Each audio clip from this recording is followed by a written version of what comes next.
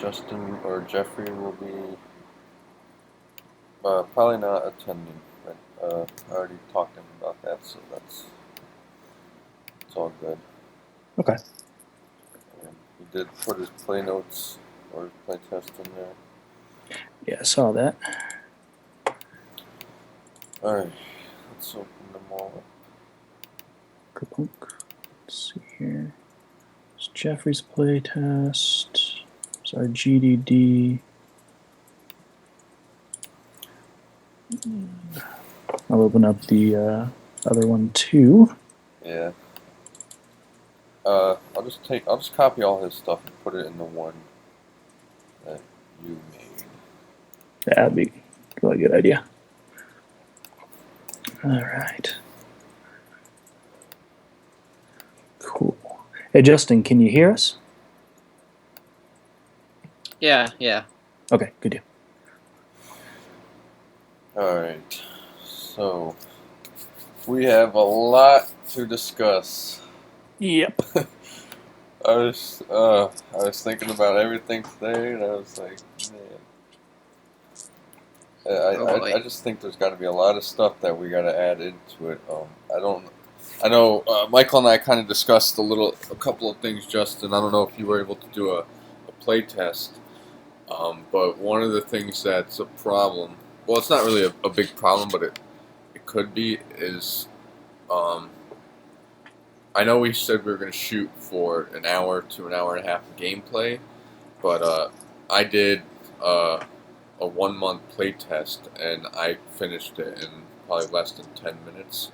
Mm-hmm. So I didn't realize it before, but now I do that. The rounds, the way we have it set up there, are very short, because basically all you're doing, you go to a region, you roll a dice, you pick a card or you don't pick a card. You do that 4 times, and that's it. And then you're done, yeah. Yeah, so, and all it is basically trying to get food. Mm-hmm. So I think we're going to try to add more of a survival taste to it. I know Michael noted down some ideas of decks that we can build. And Jeffrey mentioned something too in his notes, and I mentioned it in there too, was maybe we should have the players build structures. Mm-hmm. If they're going to be on an island for a year, I think we should try to put ourselves there and figure out, well, what would we do if we're there for a year? Did you have a chance to watch that video I sent you? Yeah. Of the guy on the island trying to survive? Yep. That's kind of what when I was starting to build the decks, and I definitely agree that we're going to need a whole lot more cards. I don't know. I think it was on Jeffrey's notes, but I did say, I thought, we have 2 decks of 50 cards. Mm-hmm. I don't think we'll have to, cover the whole card with all the stuff that we plan on putting on it.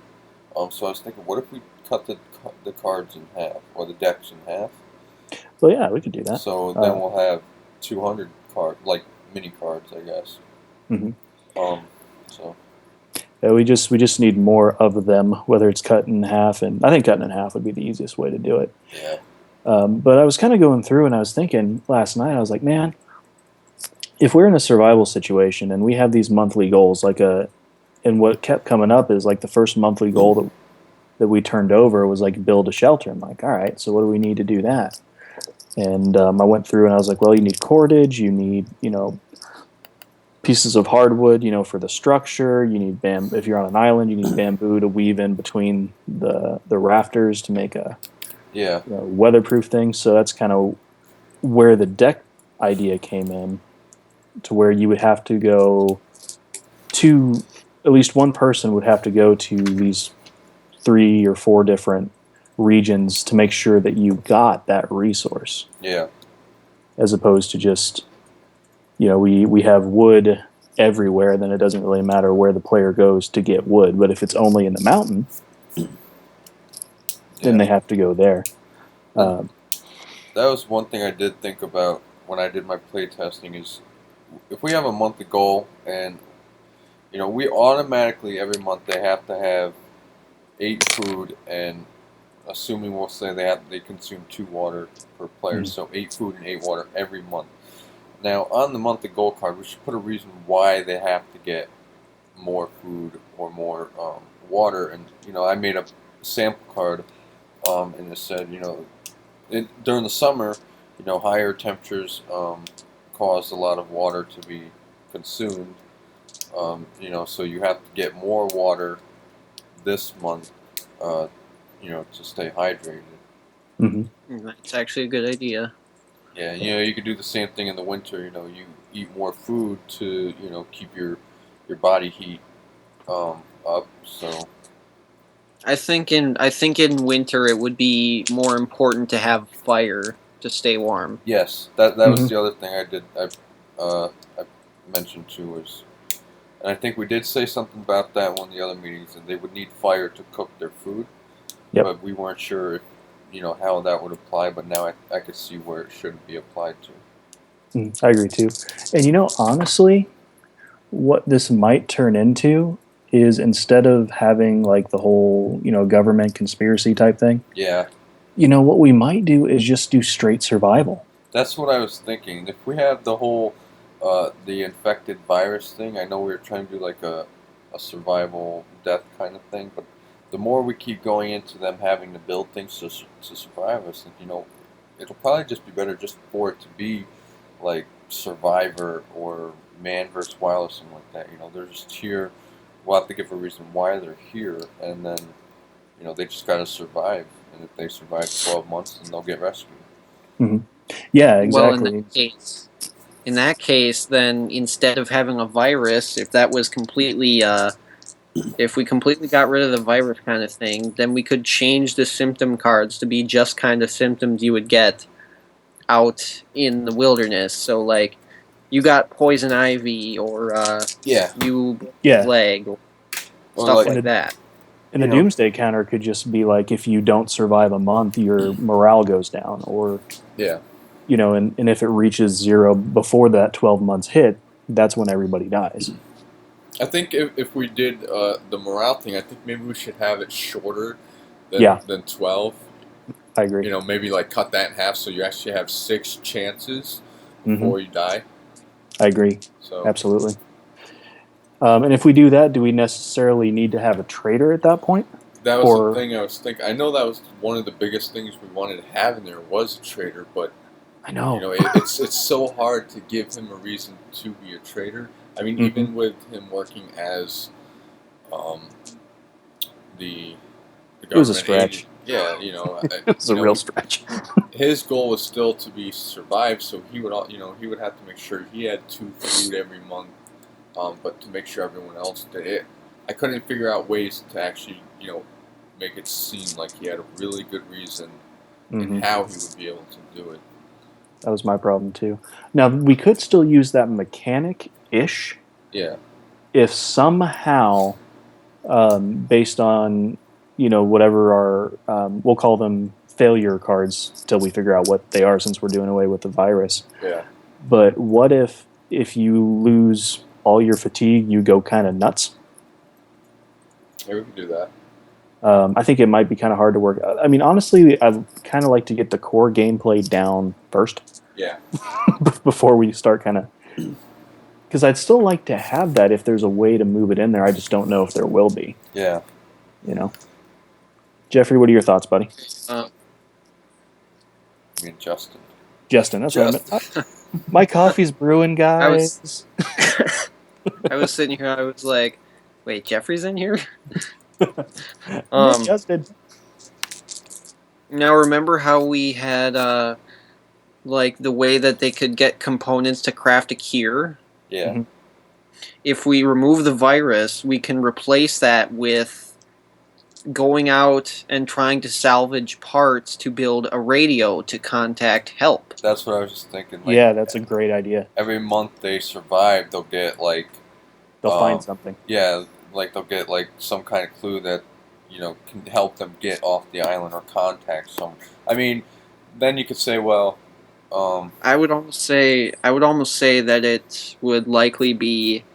there could be a region on the map, like an abandoned town region, and either that can be because like it's post-apocalyptic, or just because it's a ghost town. Yeah. And they need to go there.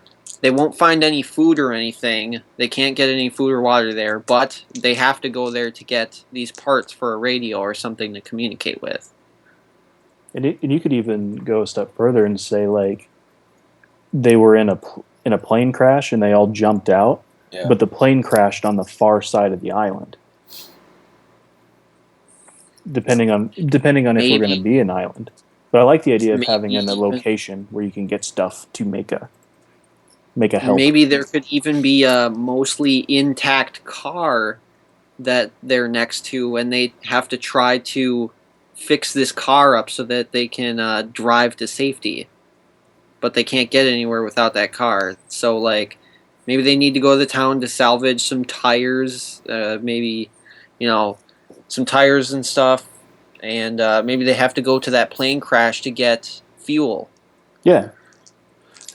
And the fuel wouldn't be part of our survival deck. It would be its own token reward of, like, you complete this goal, you get this thing. I like that. There was a game on tabletop that was kind of similar. It had severely different mechanics, but the base idea of this game is you were a group of space smugglers, and something happened to your spacecraft, and you crashed into this desert, and like all these pieces of your spacecraft got covered up with sand, and you had to go around and try and search and find it. But the sand would continually move and cover stuff up if you didn't find them. And once you found all the components for your ship, you were able to get up and fly away. Yeah. So this would be kind of similar to that. And I think it also fits a little bit better as, telling the story. It's a little bit easier to kind of come up with their goals that way instead of the government wants you to survive 3 months.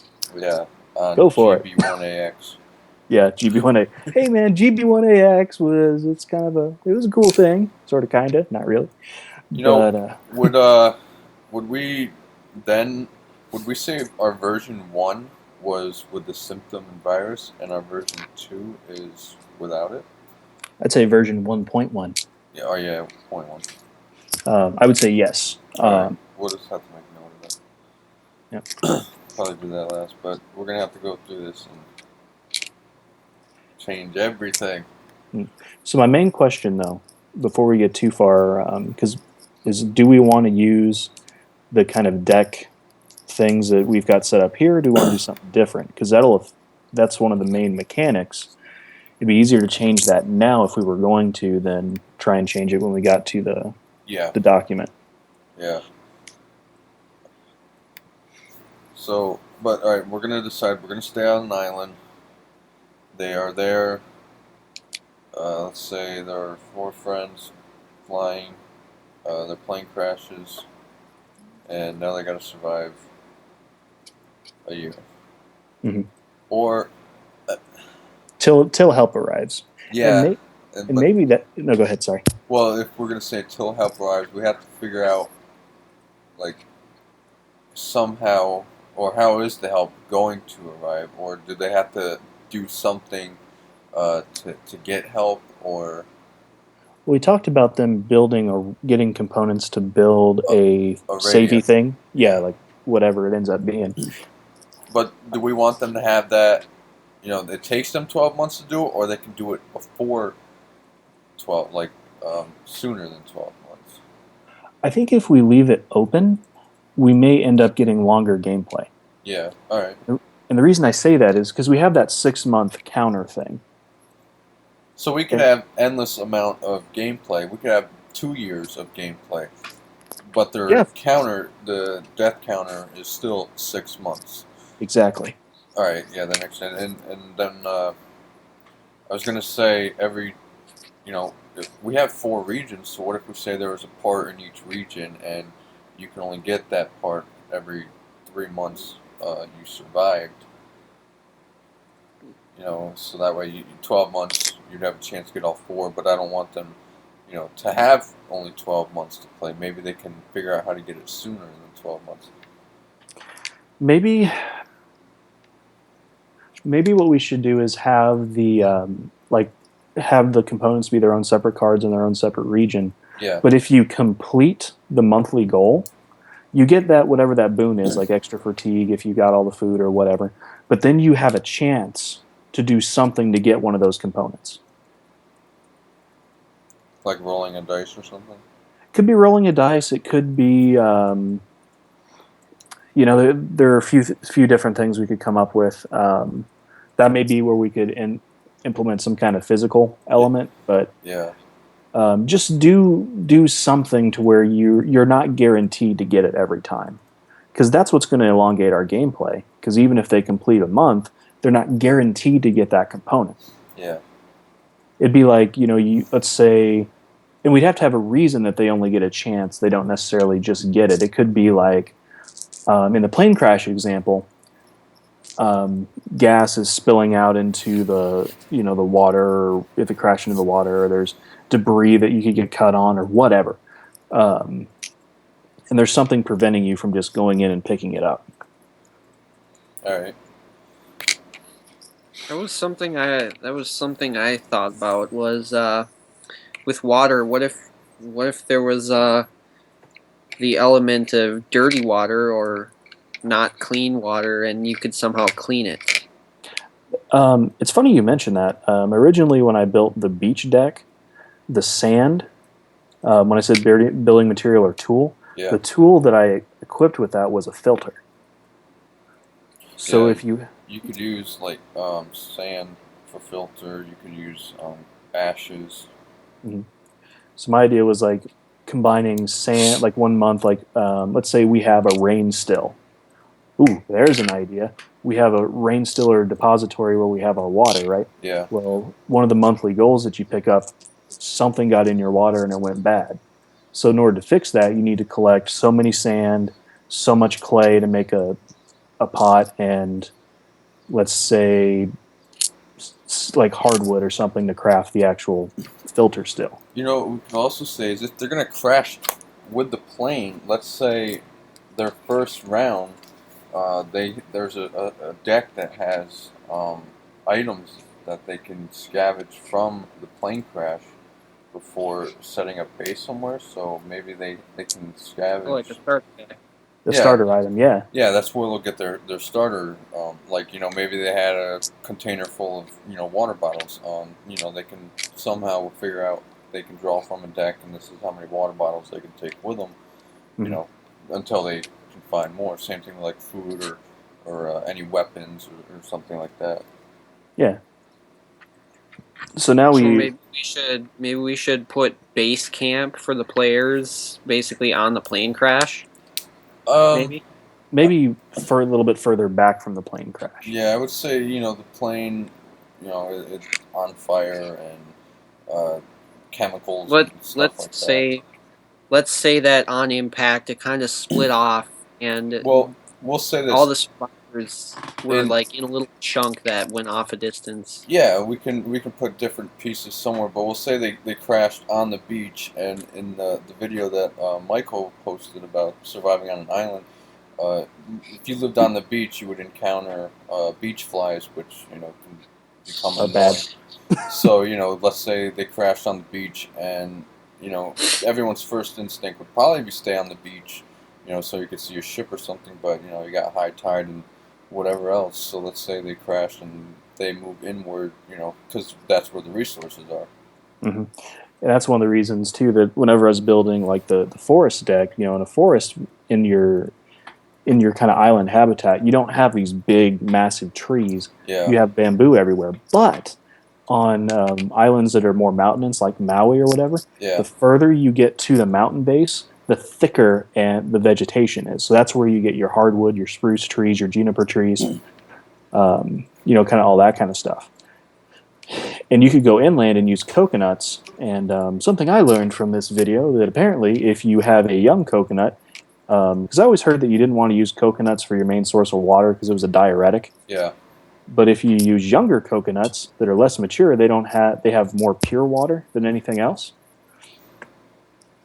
So you put something like that in there. Yeah, I mean, you could use that's why I was like, you could use them for food, you could use for water. But that was kind of the way that I built the decks with three kind of things in mind. You've got each region has a building resource. Each region has something to use to create tools, whether it be cordage, whether it be clay to make pots or ovens or whatever. Yeah. There's also something that you can use to get for food, whether it might be something you have to kill or something you can catch. The main source of food on an island, especially a deserted island, because there's probably not going to be a whole lot of animals there besides sea life and birds. Yeah. So that's kind of that was the rationale behind building the decks in that way. And we don't have to necessarily use that, but I thought it might make sense. Yeah, there was another region I thought, in case we, if we're on an island, maybe we didn't put a mountain. What if we did the ocean?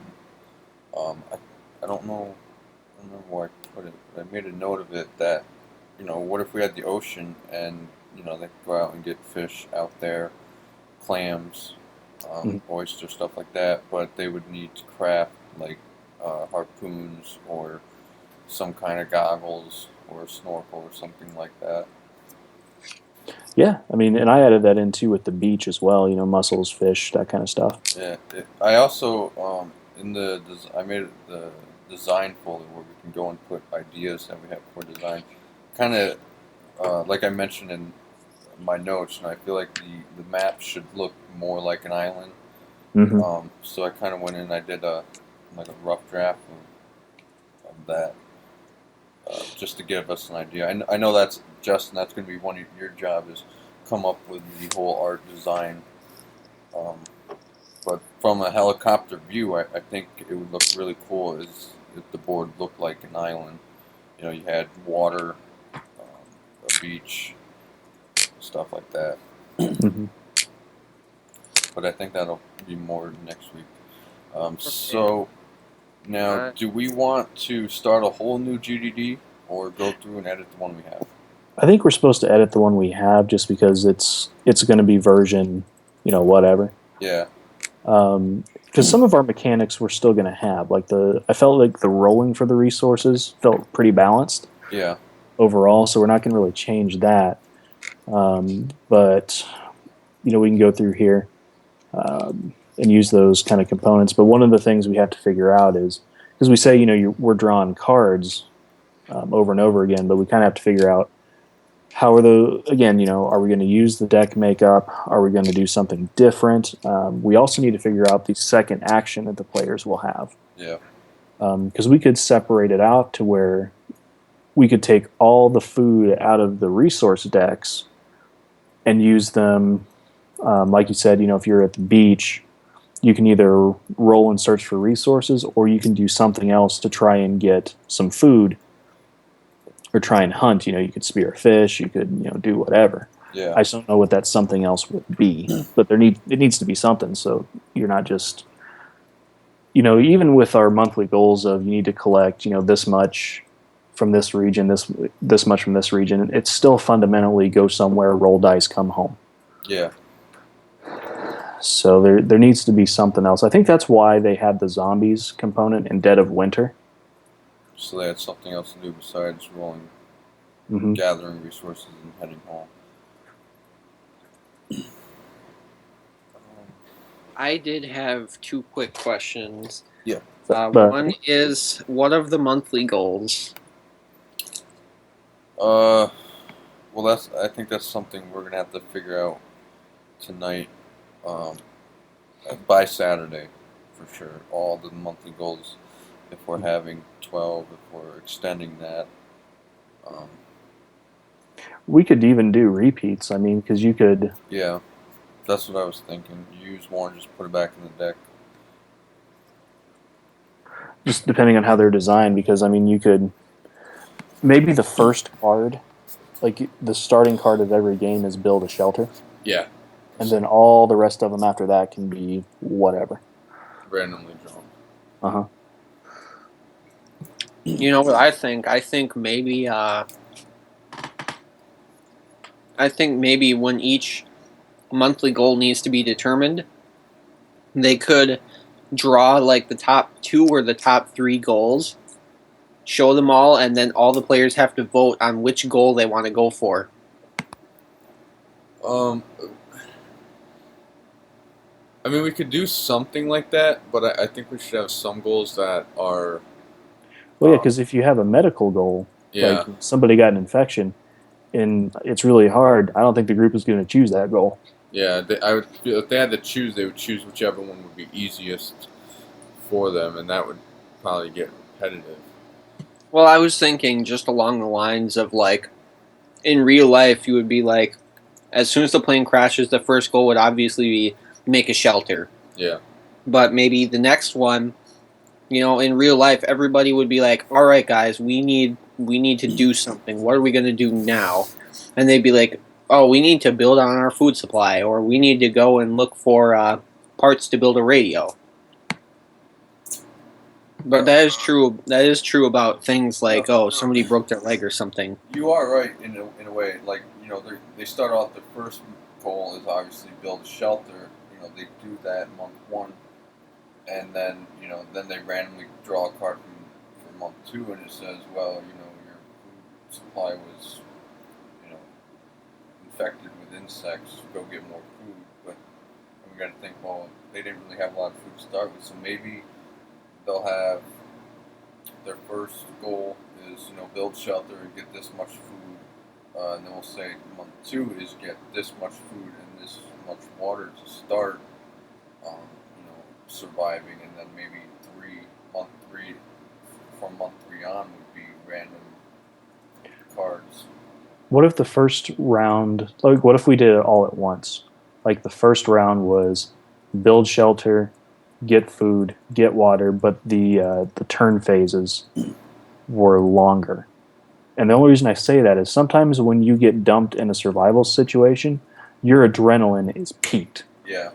So you're able to do a little bit more, because we could have all that done in that first round, and it would act as a really good onboarding maneuver because it gives players a chance to kind of figure out what the game is without changing goals too much on them.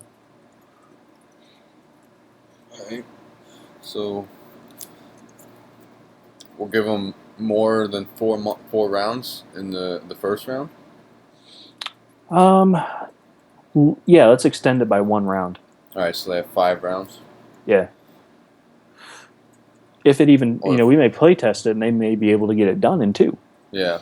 It just kind of depends. But I mean, I would think, round 1 goal is, get food to build a shelter. That when they get to the base area, everyone's instinct would probably be like, well, we need food, so let's all go to the forest. But we're only going to have probably 2 max in a region. Mm-hmm. So they'll send 2 up there, and I mean, like you said, they can get the wood in their first round or something like that. Yeah, because that building material is like 45% of that deck, so they're more than likely going to be able to grab enough wood and cordage right off the bat to make a shelter. That's why I set it up that way. So maybe we could just say, maybe they don't have a specific number of rounds to get a shelter built. Let's just say their first goal is to build a shelter. And then once that happens, the game starts. Yeah. I kind of like that because again, it gives players kind of that safe zone to learn the mechanics. Yeah. And then we'll start throwing stuff at them. I mean, we can even set up the monthly cards so they don't have to be shuffled and randomly drawn. They could have a number sequence, but we'll have to go in some kind of order. Month 1 is build a shelter, but then we could say month 2 is you finally build your shelter. Now it's time to go out and get food. Month 3 can be build something to store your food, something like that. That way we don't have to, have random drawn things, and if they have to build a food shelter, that doesn't have to be drawn in the 10th month. The only thing about that is, how do we introduce hazards that we throw at them? I mean, we could just put them on the monthly card. Like, we could say, month 2 is collect food then you can say month 3 on the card is like, well, you got all this food, and now you need a place to safely store it from, critters and stuff like that. Month 3 you have to build more structures or a storage space. And then you could say month 4 was, it's a summer season, so you spent a lot of water last month searching and building. Now you have to spend this month getting a lot of water and building some kind of water storage. The only thing about that is it might kill replay value, because you know exactly what's coming. Like after you play the game, you know exactly what the sequence is, and there would be an optimal strategy. Yeah, all right, scratch that. So I like the idea of having a sequence of progression, though. Yeah, I didn't think about replay. If you know everything that's happening, then yeah. And I guess the only way to combat that is, again, have at least one, or you could even have 2 months fixed, and then just make sure our goals, because it could be as simple as your food's spoiled. You have to get 3 or 4 extra food than you would normally have to get on a regular month. So I mean, we wouldn't really have to go into, it actually showing them that it's spoiled, because the passage of time would be a little bit different. Yeah. And I like the idea of having kind of a random, because we want the game to be challenging for players. We don't necessarily want them just to walk through the park and be like, "Oh, you're done." And if they don't fulfill those tasks, we have a doomsday counter to kind of help that. But yeah. All right. Well, also we're gonna stick with the name Bane. We're gonna change that now. We can stick with it for a little bit till we design get all the changes updated, and then. Yeah, I guess that's better. Yeah, we can do that. All right. I guess we should start working on this. I know Jeffrey's not here to do our editing and typing, so I guess we could all contribute to that. Yep. I'm gonna get rid of this right here. So, because we'll probably need it. Version 2 will probably be done on Saturday. Okay. So, do we want to start from the top and work our way down like we did last time, or? Yeah, I guess we'll start on game overview. Okay. Give me a second. I'll be right back. All right. Well, you're hopping off. My coffee's done, so I'm going to go pour myself a cup of coffee, because I think it's going to be a late one for us. Yeah. And you know what, though, dude? This is the cool thing about iteration. We got to change some stuff up, but I think this is going to make the game better. Yeah. So it's all good. And like I said, if we need another meeting tomorrow, we'll do another one tomorrow. Mm-hmm. So, but we'll see what we get done tonight. Yep. I think tonight will probably go a little bit faster since we've. Yeah, we have everything. It's just getting it all on here. So. All right, I'm gonna go grab some coffee. I will BRB. All right.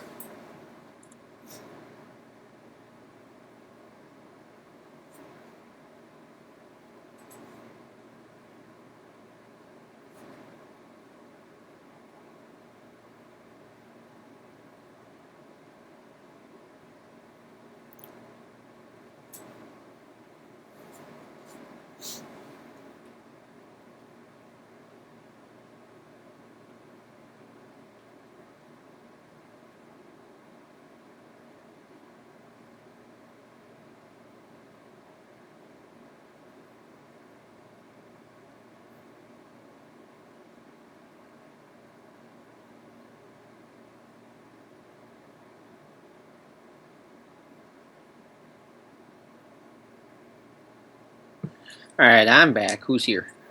I am right now. Michael went to go get his coffee real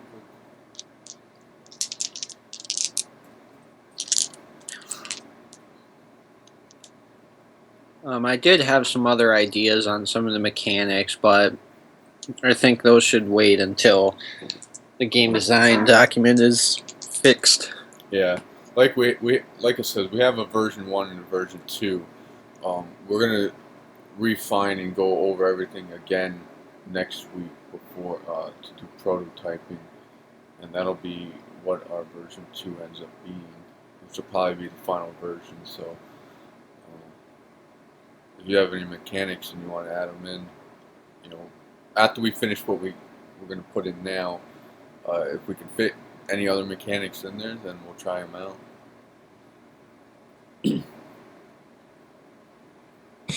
I think just to stay out of the way, I'll start from the bottom and go up. On the GDD? Yeah. It might just be easier if we all stay together and just work down. Okay. Just so we're all on the same page.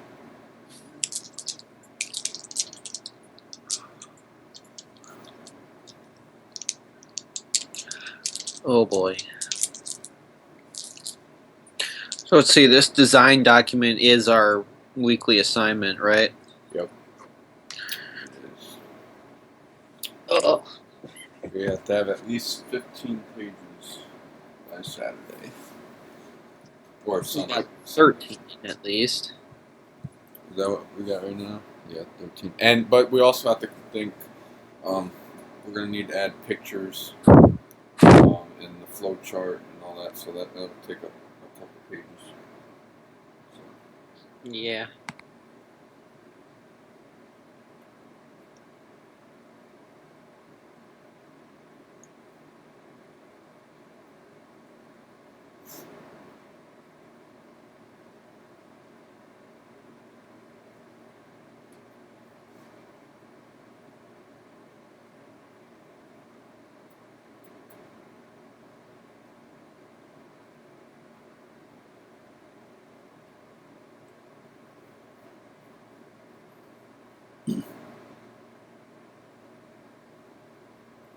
I think I did kind of want to do something with movement, though.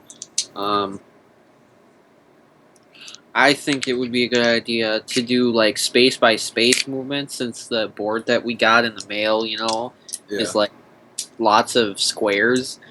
But we can't have those movements based off of what a dice is, too. So if we're gonna have movements, yeah, no, I mean, if it was like that, it would be like using fatigue to move. Either we would increase fatigue so that they have more to do, or make it so that one fatigue moves them like 3 spaces or something. I think that's one thing I thought of, was if we had more spaces and the further in to the region they went, maybe the more resources they'll be able to gather, and we can use fatigue or action points for their movements and increase them. So, say the forest had 5 different, let's say 5 squares, and they had 5 fatigue points. They can spend 2 rounds going all the way into 5, or maybe they have a higher chance of getting more wood. I also thought if we didn't want to do space by space movement, we can, for example, if we have 3 fatigue points, so we can do 3 things, we can make it so that somebody can move twice if they wanted to. So they can spend a fatigue to move to a region, spend 1 to search, and then spend 1 again to move back to the camp. What we could do too is if we wanted to separate the food resource from the rest of the resources. Yeah, that's what I was thinking. Go ahead. Well, just have one resource pile for building structures or tools or weapons, and then have one pile that was food. And I was thinking the players had the choice to choose which one they wanted to, go through to get. Mm-hmm. And maybe because the other thing I was thinking about that too is even if we keep with like the resource desks and the ratios and stuff like that, what you could do is, like Justin was saying, as you move further in, the roll would change. So like if you got all the way into the forest, instead of having to have a 4 or better, you just have to have a 2 or better. Yeah. to search from that. So it still has a little bit of randomness on it, but you're rewarding the player for spending those action points to get deeper in. So we'll say the deck will remain one deck, but the further in, the less number they have to. I think that'd be easier from an implementation standpoint too. Yeah. Because otherwise, how are you going to track it? Wouldn't we still have to have separate resource piles for the regions? Yeah, like we'll say you had a food resource pile in the forest and a building resource pile. Let's say we had 5 squares. Squares 1 and 2, you had to roll 4, 5, or 6. Squares 3 and 4, you need to roll a 3, 4, 5, or 6. And square 5, you had to roll a 2 or higher. So let's say you went to square 3 and you had to roll a 3, 4, 5, or 6. And let's say you rolled a 4. So then you could choose. And we don't even have to use the 6-sided dice. We could use one of the other sided dice too. Absolutely. To try to make the chances a little harder. But you roll. Say you got the number. Then you pull from the deck. Let's say you don't feel confident in getting a higher number again, so you want to go to the 5th square, so you can, you have to roll higher than a 2. Mm-hmm. We can do or that. you're on one of those medical quests and you want to make sure that at least on your roll you get to pull from the resource pile. Yeah. Now the thing is, if say there is a medical quest and they pull from the resource pile, but they get wood instead of some kind of medical thing, do they have to take that wood, or do they have the choice to put that back and roll again, or should we have medical supplies as a separate? I mean, I guess we could have medical supplies as a separate, but we'd have to make the rolls a lot higher to get it. Yeah. I think, With we medical got stuff, a 20-sided dice, we could use that too. Mm-hmm. with medical stuff, that would most likely be along the side or acquired with plants and such. Yeah, it doesn't really matter what it is. It just Yeah. has to be some kind of medical resource. And the reason I kind of put that in there is more of a dig on the players. I don't expect them to complete this most of the time. Yeah. I mean, there's a chance you can do it, but I wanted to make those quests harder to simulate. When I was back in Boy Scouts and whenever they told us, conserve your energy if you're lost or whatever, because if you do something stupid and get hurt or get an infection, your chances of survival plummet. Yeah. So that's why I was kind of like, This is where we could even do these are F with you cards. Yeah, we could even do more research to, let's say your character is going through the forest and they sprain their ankle, maybe there's some kind of plant that, numbs the pain or something like that, Yeah, definitely. And we could even keep it as, just since we're kind of running short on time, so we have to turn this in. Yeah. We could steal something from Far Cry and just use different colored plants and not necessarily give them names. Yeah, that's what I was thinking of. That's all I kept thinking about with plants was we'll just give them a different color. Mm-hmm. Say this color is used for this color is used for that. Okay, so now here's something we could do. But that's going to end up being, well, I mean, if we have more colors. How could they acquire these injuries? Perhaps maybe every time they search, they have to roll something like an exposure die? I was going to say it would just be part of the monthly goals. Yeah. Like, you flip over one of the monthly goals and all of a sudden, you have an infection or the beginnings of an infection. So in order to head this off, you've got to get this plant, this plant, and this plant. If that doesn't happen, bad stuff. We can say it doesn't even have to be every player. We could say, you flip the monthly goal and it says, one player is going to have this infection. Everyone rolls. Whoever has the lowest number is the one with the infection. Mm-hmm. And we could just make 4. We could make one of those for each character. Yeah. And those would be. That's all the medical quest would be for. Well, maybe it could be something like not just by random die roll who gets this effect, but maybe you can flip over a card that says exhaustion. The person that collected the most resource cards gets this effect, or atrophy, which the person with the least cards gets this effect.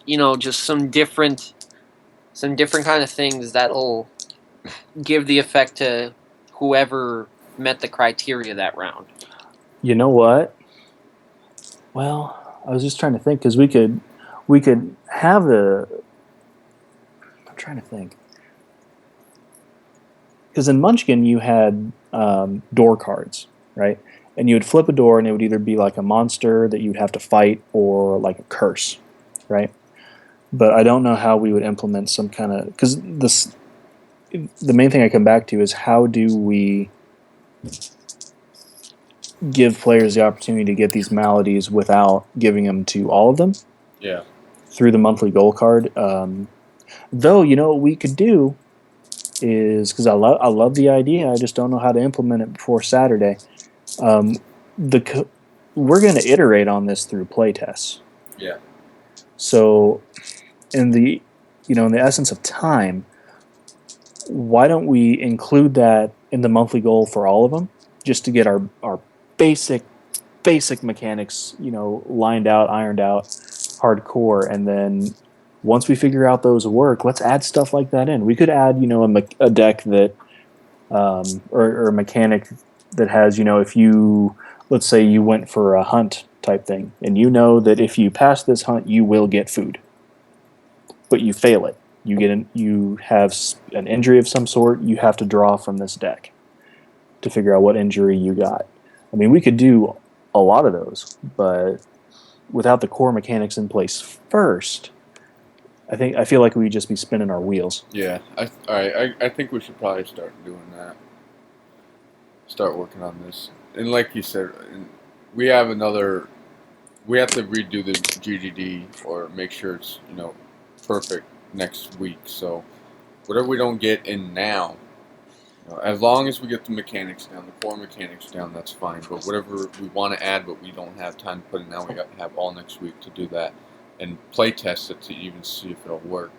Absolutely. So, but Justin, I love the idea. I just don't know how to implement it before Saturday. Yeah. Well, I guess on that note, then we should begin going through the GDD. Yeah. I think that's a good idea. Yeah. Do you want to start with do we want to go to the mechanics and then leave the story for later? I think it might be easier to get the mechanics down if we had the story to go back and look at. That works, yeah. So I guess we'll just start from the game overview. Where does the game take place? I'm going to get rid of this one. Yeah. Schlablanc. So we could say, and we're going to figure out a new name, so we'll say in... Team Awesome 2.0's awesome game here. Players... So they're going to be in a plane crash.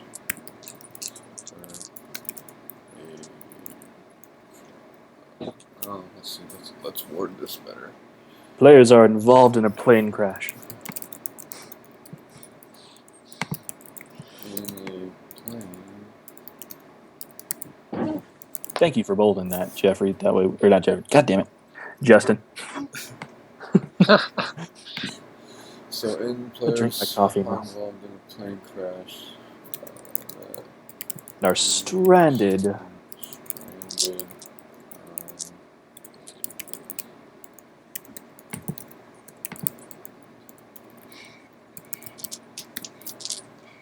Somehow I think we need to work in the Malaysian Airlines logo somewhere in this game. And we'd probably get sued. Yeah. but anyway. Right. So the crash. The island has several regions that can be explored by the players. Yeah, that's important. That's an important thing. We'll have Harrison Ford flying the plane. except he doesn't make it. There you go. We're just left with his whip and his hat. The island has several regions. Should we try to name some of the regions in here? Yeah, we'll put it in parentheses. we have the forest, the beach, Forest, river, beach, and mountain. mountain. And we should probably include the airplane as part of it. Well, that wouldn't go in the story quite yet. I mean, that would go in the end of the story. Yeah. Well, the airplane would be part of where the game is taking place. Yeah, but the plane would only be like the first round when they crash and they gather any materials that they can, and then I think after that it'll be like forgotten. Weren't we going to use it? Well, to be what if they want to go? thing? What if they want to go back to the plane to scavenge stuff to build a radio? Yeah, because we had that instead of a cure, we were going to have them go build something. Well, Justin did say, what if the plane, like pieces of it, broke off during the crash and went in different regions? We could say, do we want them to be able to go back to the plane, or do we want them to say everything they get? Well, let's say that the plane has, or let's say that maybe they're building their base around the cockpit of the plane, which has the radio in it.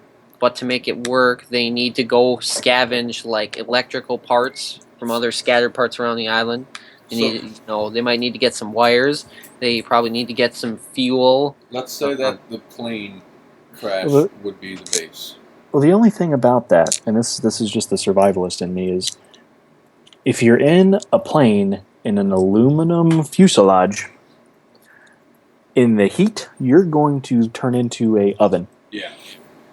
So that kind of negates them building a shelter. But we could have them building a shelter by the plane. Yeah, they would kind of be by it. They would have to be in it. Or the plane could just be like under some trees and stuff, under a canopy. I kind of like the idea of it being broke apart, and they find as they complete different goals, they have a chance to go in and grab a component, like have a chance to go in and scavenge the plane, or they complete a monthly goal and they have a chance to find, some electrical wire or something that they need, just to make it a little bit more spread out. Yeah. I guess we could say that. The plane, it's there, but it's not suitable for living. Yeah, it's pretty bloated up. We'll say it's stuck up in a tree. Okay. All right. Must survive the elements. Work to wait. This is not the story. This is where does it take place? Yeah. My bad. Hang on. So let's see. Stranded on a desert island, several regions to explore. That's pretty much it. Now here's a question: do we want to? Because we've been talking a lot about resources, and we say we want to have seasons. Yeah, I was just thinking. Do we really want to have seasons? I like the idea. We can totally do the seasons. I don't know about. I mean, if they're on an island, I don't see winter being something heavily focused on. I do ever think maybe instead of seasons, weather. I like that. Like you have heavy downpour 1 month, maybe. Or just one round. Yeah, or 1 round. You have high tide, so the beach is less. You can't go to the beach. Mm-hmm. Yeah, I like that. Because I mean that's life. I mean, what if one of your goals is find sand to fill your water, to filter your water, but that comes out of monsoon and a storm. Yeah. You may be SOL. Let's say if there's a thunderstorm and heavy rain, you're not really going to be able to, or you're not going to want to traverse up a mountain. So maybe, the mountain you can, but maybe that'll increase your risk of injury, or you spend more fatigue doing that. Spend more fatigue, yeah. So weather conditions are. I like that because it's still the same spirit of what we wanted. Yeah. All right. So they only have 7 regions that the players are allowed to explore, to gather resources to survive. The island has active weather systems that also run against them. Or you could just say has active weather systems that deny access to some areas There you go. sometimes. Well, yes, we'll say that deny access. Did that wrong?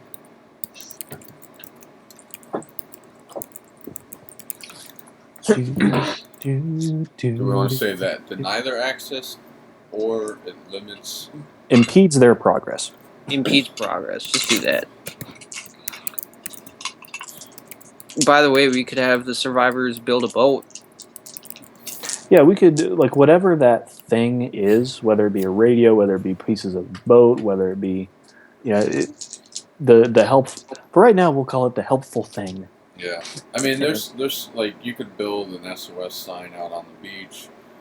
You can have dark smoke in the sky, but when we were saying that they'll be on an island, they'll be stuck there. We'd have to, and that's why you said we'll build the radio. I was like, well, yeah, if they build the radio, let's say that no planes or no ships come into that area throughout the whole year, and that's why they need the radio, so they can get access to the outside. Because it's completely cut off. Yeah, I don't want to say that, well, they're on an island. What about other planes that fly by or a ship? They just have to put, a fire out on the beach. But we'll say this is the, Lost. This island, they went through some kind of time thing. And let's just keep it. They're stuck on a desert island in the Bermuda Triangle. Alright, I think that works for where the game takes place. Alright, next one. Story. Alright, in our players, let's say they're flying home from vacation. Well, I was thinking, because you said something about a party in one of the monthly cards, and all I could think about was, what if there's, they're on the island, they're there for a year, they get to know each other, or they're already friends. Let's say it's one of their birthdays, and they don't want to, be down in the ditch, so they just want to celebrate, and someone gets wasted somehow. They make homemade alcohol, and someone gets wasted, and now he's got a hangover. That sounds an awful lot like Far Cry 3. Yeah. I'm just saying. Now we're going from Dead of Winter to Far Cry 3. Well, yeah, you could say, how about, these four, it's their... I like the idea of a birthday. They're celebrating something. I was thinking, a bachelor party or a bachelorette, or... There you go. Yeah, they're flying to an island for... I guess we'll just say they're flying... Maybe they rented an island. No, because then people would be there to routinely check on them. Yeah, we'll just say players are flying from... Over an island. Yeah, we'll just say, let's say they're flying from one place to another, and they're playing loses control and they crash land, so players are flying from ... to ... and their plane loses control and crash lands on... The pilot dies. Do we want him? Yeah, Harrison Ford dies. Well, no, I'm saying the pilot dies, but on, in his... let's say it's a small bush plane. Yeah. And in his little glove box, there's emergency instructions on how to build an emergency radio. Good idea. Upon crashing, the pilot is severed.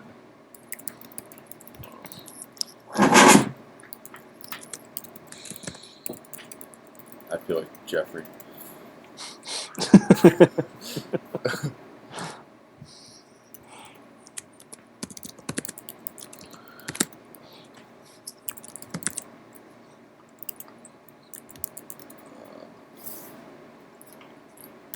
Upon crashing, the pilot, I will say, pilot is the only one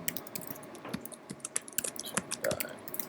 In the box of the plane is Oh, it could be a survival manual. Yeah. Because if they're, college students, they may not be survival experts, but if they have this manual that outlines here's how you can build a basic shelter. This is what you need. So we could say an instruction manual to build a radio and a manual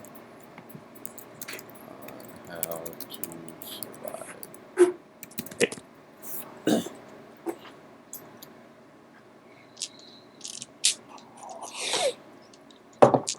Okay.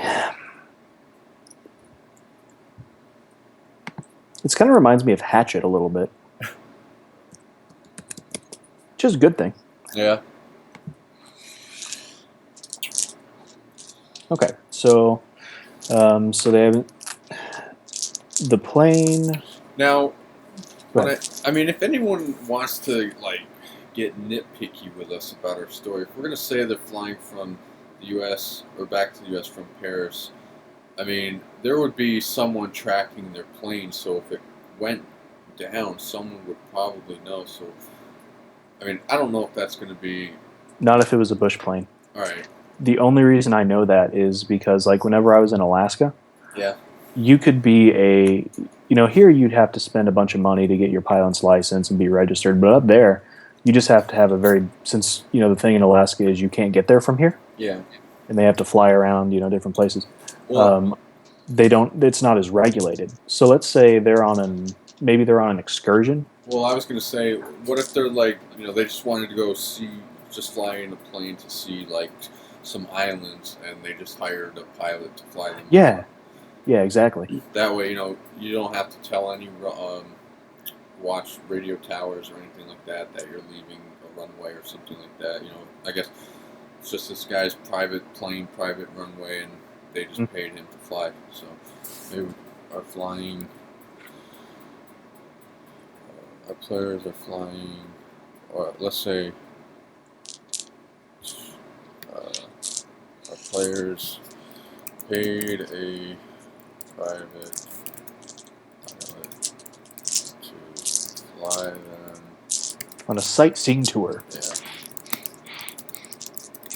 Tour of. Do we want to give the islands do we want to specify what island? What island region? Maybe the Bahamas or. We can. It just depends, because if we want to specify a region, then we're going to have to change our regions. Yeah, so let's say this is a fictional island. I like that idea better. So we'll just say fly them on a sightseeing tour of some beautiful, beautiful islands. They're pretty islands. During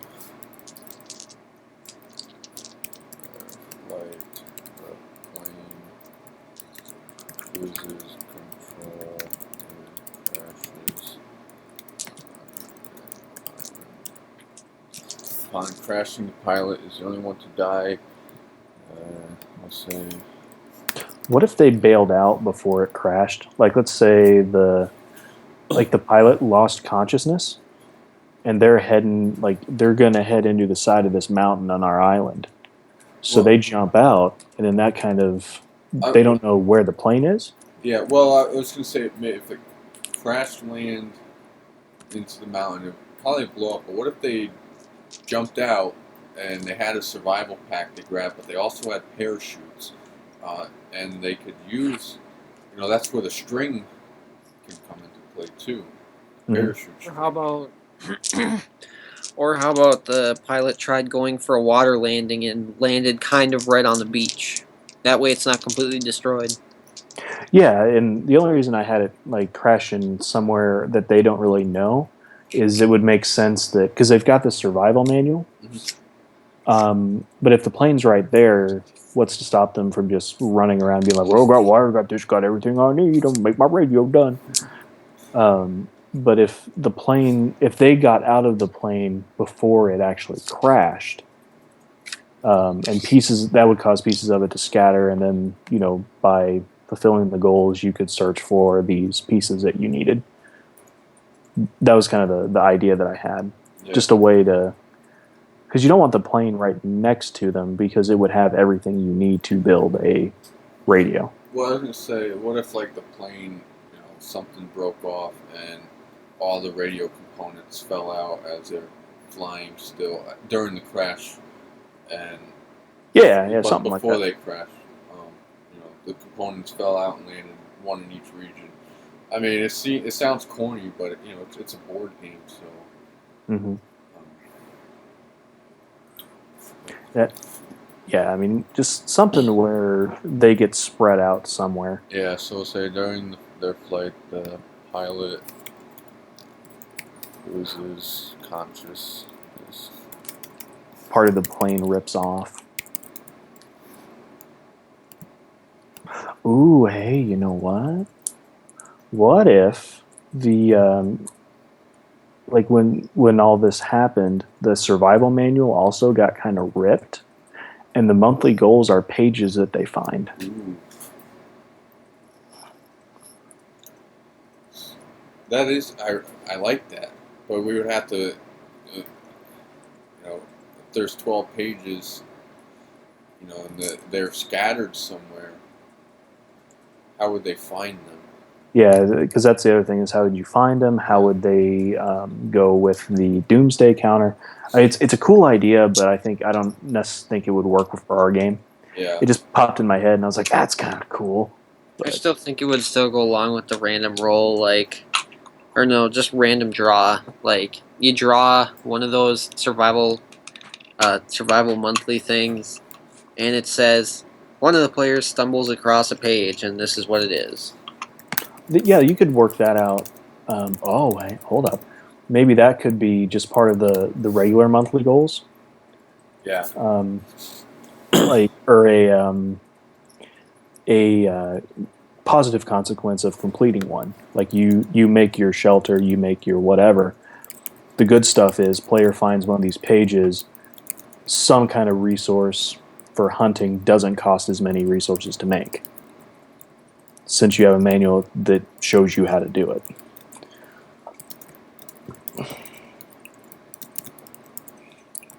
But if we're going to do that, we have to severely, and that would create another card for that deck if we're removing food and having them have an alternate method of getting food. Yeah. I think them just having, I guess, we'll see if they had a survival manual. I feel like maybe we don't have to specify that. No, we could work just it. Just the instructions manual on how to build a radio. Mm-hmm. I mean, all of it doesn't need to be foolproof. Yeah. No, it doesn't. Just when the ideas are flow, I got to get them out. Alright, so upon crashing the pilot's own die, our players search the plane for resources and find an instruction manual on how to build a radio. Let's say a survival pack with water, beef, turkey, and trail mix.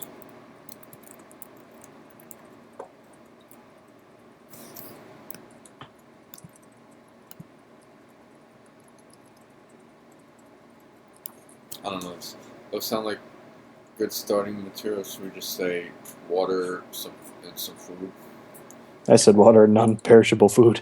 Yeah, I guess we'll just say some food. I don't want. And that'll be their starting. Like that's part of their starting resources. Each person has, one food resource, one water resource. So we'll say 4 bottles of water and 4 packs or cans. Should we say cans? Just do MREs. There we go. I don't know what to think about that. Being in the military, those things are at a bad encounter with MREs. I think we've all had them. Well, I remember in training we were out in the field, and in the MRE you get like a little Kool-Aid pack, Mhm. the powder stuff. And everyone was like, "Dude, we haven't had like any kind of drink other than water in forever. Let's put this in our canteens." So we did it, It's a and terrible idea. it is because my drill sergeant had something on his hands. I don't know why. He came up to me and he was like, "Private, dump some water in my hands." And I was like, "Oh shit." So I dumped it out, and it was all orange, and I was like, "Ah, crap." We were in ROTC doing some of our trainings because we had like this week where we were just out. We did drill, and we had like a mini survival thing. And what I used to do is I would trade my coffee packets for hot chocolate packs, and then just mix it with a little bit of water and kind of eat it like a soup. Yeah. So I had a huge amount of energy doing that, and everyone else was like drinking their coffee, and I'm just like buzzing and just running around trying to do stuff. Being in there and doing that stuff really makes you think about how to solve your problems. It does, man. You gotta be creative. So anyway, okay, so we have 4 MREs, non-perishable food. So now what happens? They decide they need to seek shelter and head Inland. Find more resources. And now we're going to say that the 4 components to the radio, which would probably be, let's say the radio itself, microphone, an antenna, and I guess batteries. Mm-hmm. Oh, dude, you know what we can do? Mix those in with use that as part of the good stuff for a monthly goal. Yeah. But have 4 of them in like a deck of. If we need a lot of things for them to do. Well, that's what I was saying. If they had the 12-month span, let's say every 3 months they get to choose one of the 4 component cards. They don't have to look at them, but let's just say there's like a separate pile. They get to just choose one. After 12 months, if they successfully survive 12 months, they build the radio and they get out of there.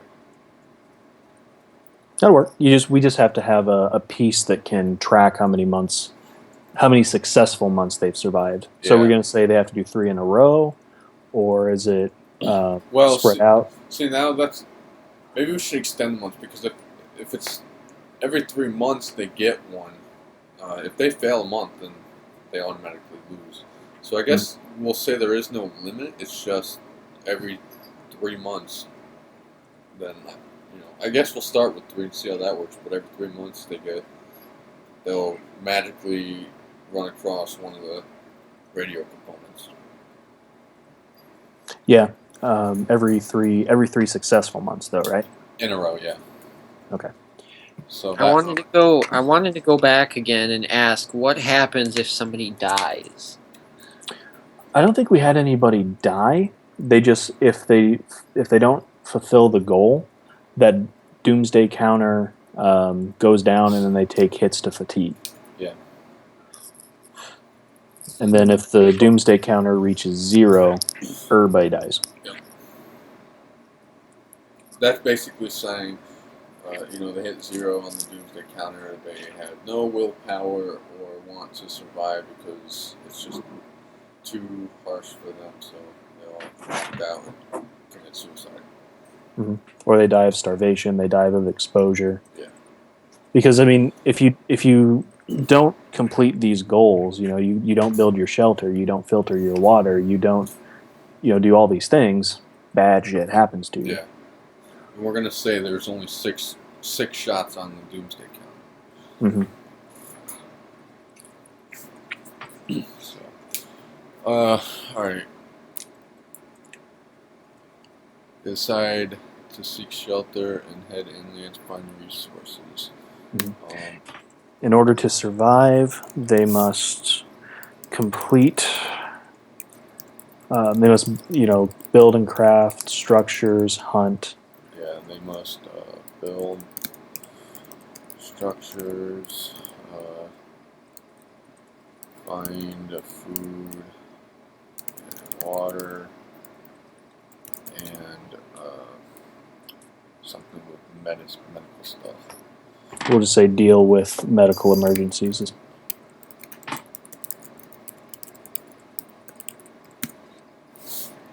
We'll say take care of. Let's say take care of any injuries. Yeah. Mm-hmm.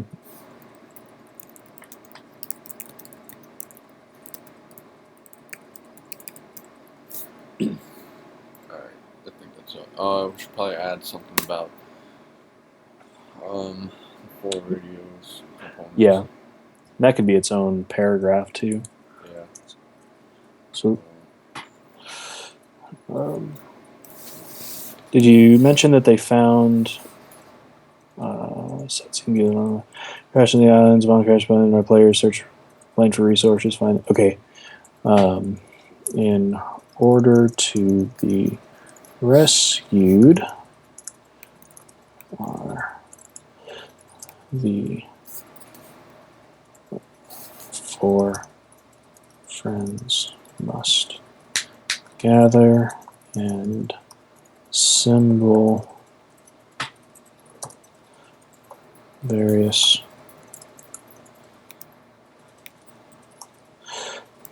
parts of a radio that were. Should we go with the boat too? I don't know. Maybe. Let's say that with a boat, they would also have to do a makeshift compass. Well, the thing about a boat is if you've established survival on an island that you don't know where the nearest land is, why would you go out to sea? Yeah. Is my only question. You don't know which way is north, south, east, or west, or even where the next civilization is. You could spend. They would have, if they were on a plane to begin with, they would have known where they were coming from and where they were going to. So if they can make a compass, then they would likely know what direction to go for land. But then you don't know how far.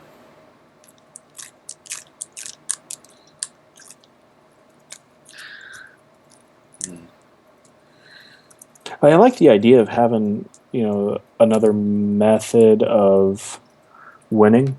Like if you create, but I don't know how we would work that in with what we have, because then you could just be like, well, I got a bunch of wood, I crafted a boat, and I'm gone, guys.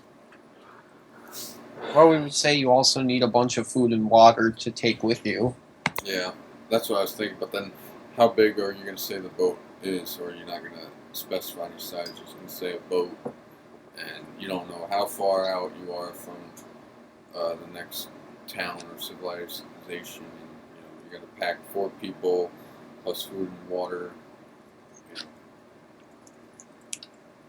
That might be something we could try adding in next week when we come back and work on this. But just giving the time we have, I think at least just one way of ending the game successfully should be added for now. Mm-hmm. So, and the other thing is, I take it we're getting rid of the trader. I think that if we get our core mechanics down and they work really well, we could start working on maybe that, like Jeff, God damn it, like Justin said, that could be the trader's goal. To build a boat. Build a boat, like he's maybe a little crazy from sun sickness, and he's like, I'm going to hoard all my shit, get in a boat, and go. And if he's so, I think that could definitely work. But like I said, I really, in the interest of time, want to get our core mechanics solid, and then we can work in extra features like that. If we get that stuff done tonight, then we'll have, if we decide a meeting tomorrow, we'll have tomorrow and Saturday to work on that. Mm-hmm. But I think because this is due Sunday and we're going back and redoing this all over again, I think we should just get the core down. Assemble the radio and contact a rescue team. Because I'm thinking, if they're missing for a couple months, they're going to start sending rescue teams out. Yeah, well, that's if someone knew that the plane was, flying out there. But like I said, they just hired someone and got on the plane and left, so it crashed landed. No one knows that they got on that plane. Well, yeah, but I'm talking about. Yeah. I was talking about their family back home. Like, let's say they had just for realism's sake, let's say you and I went on, or the three of us went on a 3-month trip. Yeah. And we're, these people, this happened in month 2. Okay. So our friends and family back home probably wouldn't pick up on that till much, much later. So if do we want to put something like that? I don't know. I don't think we need to, but to contact a rescue team. Because it's a shortwave radio, so if we want to be super, super realistic, we'd have to figure out who's the radio going to reach. Yeah, no, I don't think we need to get that realistic. It's a boring. If it were like an actual video game, then I think a little more realism would be in here. But just because it's a board game, and just to have fun, I don't feel like. I could be wrong. The instructor might say we have to be more detailed about it, but I think. I think that works. I think we're good. Yep. Anything else about the radio part of the story that we need to add in? Is this supposed to be like a couple pages? Oh shit! Yeah. Well, at least half a page. He said. Yeah, it says half page is the max. Do not write a novel. Maybe we could write about our characters. Yeah, we can expand on this a little bit more. And I hate to go too in-depth in it. Yeah. Because, I really want Jeffrey to take ownership of, of the story part of it. Mm-hmm. And, and that's the thing about him. He's got some really great ideas. So I kind of want to... We can leave it like that, and when he comes back, either tomorrow or Saturday, we'll finish it up. Yeah, because that'll give him a basic basis to write off of. Yeah, I'm sure we'll put a shark can in there, but that's what caused the plane to go down. Yeah, it was a shark, by a major sharkicane. Okay, so the player's focus. Player's supposed to achieve in the world. Okay. Player's main focus is gather resources to meet the goals for the month. Say these resources will be used to create shelters, structures, and simple machines to aid in their survival. The players will also need to acquire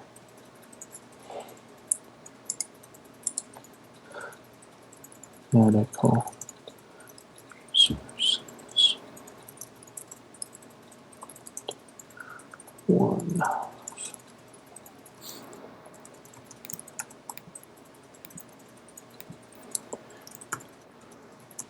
So the main focus is survival. Yeah. Players' main focus in this game is survival.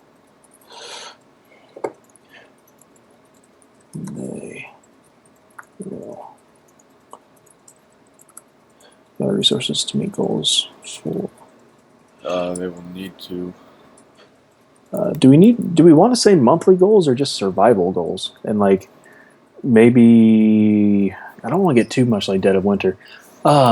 Justin, on the main objective cards in that game, does it say like at the top, takes however many rounds?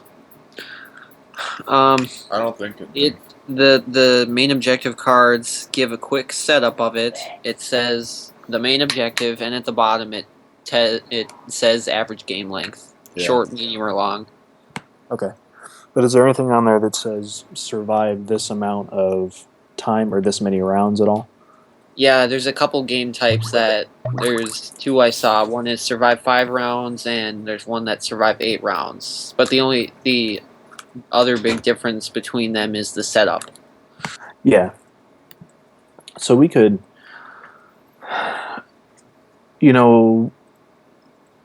could we implement something like that on our goal cards?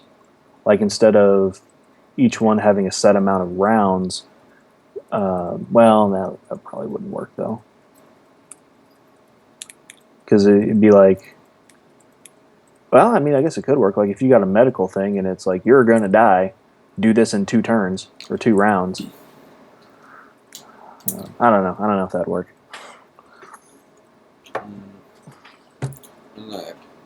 I like the monthly goals. Mm-hmm. We need a name for them other than monthly goals, though. Yeah.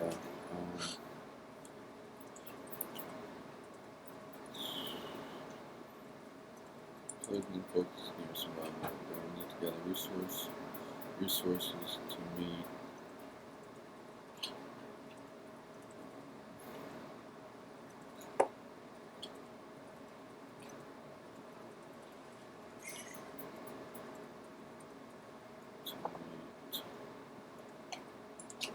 Critical survival needs every month.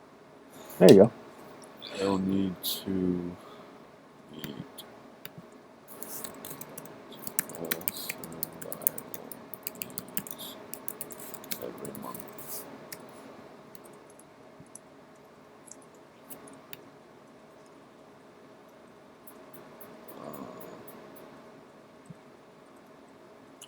Let's get the radio thing in there. Alright, so they'll need to, let's say, collect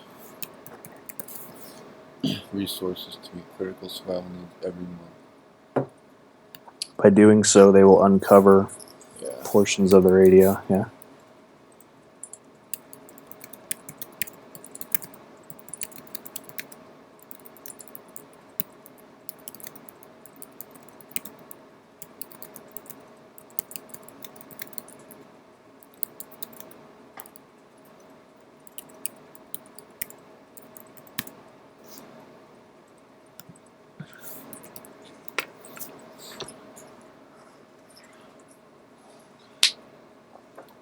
And then I would say that would be good for the main focus. For that, a lot of the resources used to create shelter structures and simple machines to aid in their survival. The players also require medical research in the event of players' characters. Yeah, that works. Okay. Alright, how many characters, units, pieces does the player control? Let's see. A standee that denotes the player's avatar, resource cards, weapons, So we'll say hardwood. Do we want to use the decks that I had, or do we want to edit those at all? I guess we could go back and see if they work, or try to edit them a little more. Yeah. Let's see. For the forest, you have bamboo, coconuts, snake grass, and dwarf willow. And we'll say we'll give. Let's see. We'll have the 3 resource cards: food, medical, and structures or building. Yeah, we had food, medical, structures, and tools components. Well, we'll say crafting. Yeah. I guess tools and structures are all considered crafting. So we have food, medical, and crafting cards. Okay. So. Now, do we want food? To? Yeah, we should probably put. Do we want to get in depth with the cards in here too, or would those probably go? I think that would go in the feature set. I think that would be in the feature set whenever Okay. they talk about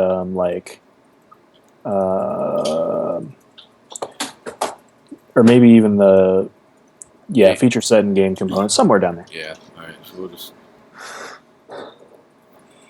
So we've got food, medical, and crafting. Do you mind if I get rid of some of these comments since we've already kind of talked about them? Yeah. We do that. Resolve. Yeah, resolve does that. Yeah. All right. Don't forget, we got to go over. Justin said about the fire too. Yeah. Weapons. The first thing I think of for fire is that at least one player needs to build a fire at the base before the end of each round. Yeah, I think fire should be something that needs to be constantly going.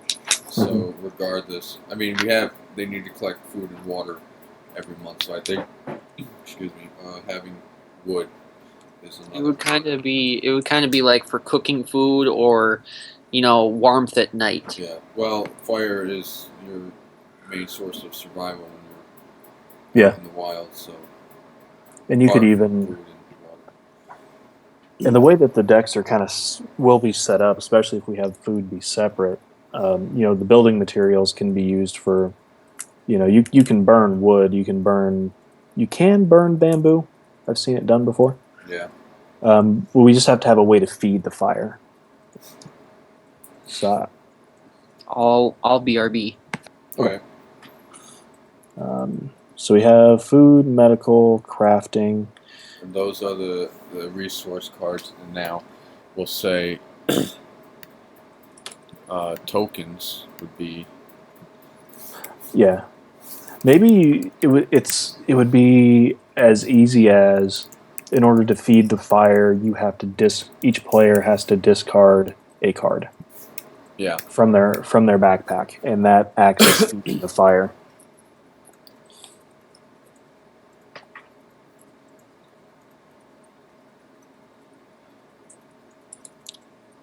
Because I just don't know, because otherwise you're going to have players always trying to go to the mountain to get, or always go to a wooded source every turn, and it might screw up the balance of the goals. Because if we have them, you have to go after so much food, you have to go after so much water, you have to go out so much wood just as a base, and then other things on top of that. Yeah. Might overwhelm them a little too quickly.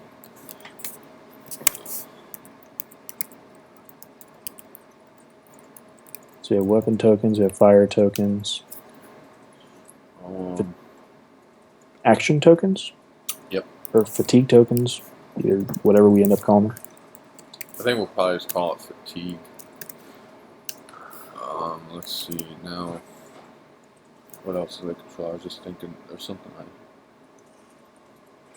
I just had something else in my head for them to control.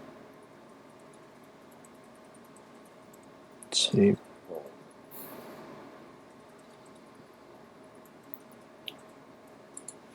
Resource cards, tokens.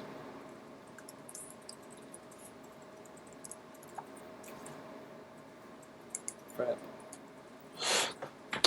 See, we had food, medical, crafting, radio components, weapons, fire tokens, fatigue tokens. Backpack. Backpack, yeah. I remember I put in a little comment about limiting backpack space to make it more realistic. Yeah. What do we? Well, it would depend on what our monthly goals are. I mean, if we want to say a realistic backpack space would, if you're out getting food and wood, probably like 3. I'd say 2 or 3. But it would give them more incentive to go back to the camp. Yeah. Well, that was one of the original ideas was when they're done in the area, if they want to go to another area, they'd have to go back to the camp, drop their stuff off to open up space. But if we're going to say, but depending on what we give the monthly goal would depend more on what the backpack size is. Because if you can only carry 3 things in your backpack, and you got a monthly goal of like 15 food, but you can only carry 3, you got 4 rounds, it might be pushing. It may be. If we lowered the backpack space to like 2 or 3, then the thing we would do most likely is have the person, or we would increase the fatigue so they can do more things. We would have them use a fatigue to go out, use one to search, use one to go back, use one to go out again, use one. Then one person's turn would last forever, though. Yeah. Actually, maybe not so much, because it's super fast to move the little standee, super fast to roll a die and pick a card, super fast to move again. Well, were we going to do the dice as rolling to get a card, or were we going to do that 5 space, or the more spaces you go in, we were rolling the dice. That's right. Sorry. Yeah. But we had an idea that like your crafting. Yeah. Well, yeah, your crafting would be separate from your food and your medical. Okay. So and then we would have to have, we could have similar dice rolls for all of them, but that would give the players a choice too. You could either roll for food, you could roll for medical, you could roll for crafting. Yeah. But then how do we kind of denote if you're hunting and if you don't have a spear and you roll for food and something pops up where you need a spear to kill it? Well, if we're going to be on the island, you said we weren't going to be there weren't going to be deer, or did we want, big game where you need a weapon to kill them? I think the weapons might end up being a little convoluted. Yeah. Because, we'd have to create tokens for them, track durability. Yeah, I think that might be something we could take out. We don't even need to use durability. We could just have it, once it's crafted, they can use it whenever. But how do they craft it? Like, we have to have something that... a system in place that shows them how to class. Well, yeah, but are we going to say, hey, you can craft this at any time? Are we going to say, and the other thing, too, is if we're going completely survival without a trader, we don't have to have the face down cards anymore. But that could actually work with the tension, because if hey, these guys don't have these resources and it's my turn, or it's getting close and we only have this much stuff, that could create some dynamic tension. So I don't think that's going to be a problem. No. But we could still keep them face down. Yeah, we could still keep them face down. The weapons just seem a little. I want to have them in there, but I just don't know how to track it. We can just leave the weapons, the craftable weapons, to the hunter class. If we're having classes. I think just maybe one, like just the spear. That's it. Yeah. And maybe have one card that says, because it'll be in the survival manual, says, this is how you craft a spear, and you need these components. You make those components, and either you have it for the rest of the game, and it'll be a token, or again, how we would track durability on it would be the thing if we decided to go with durability.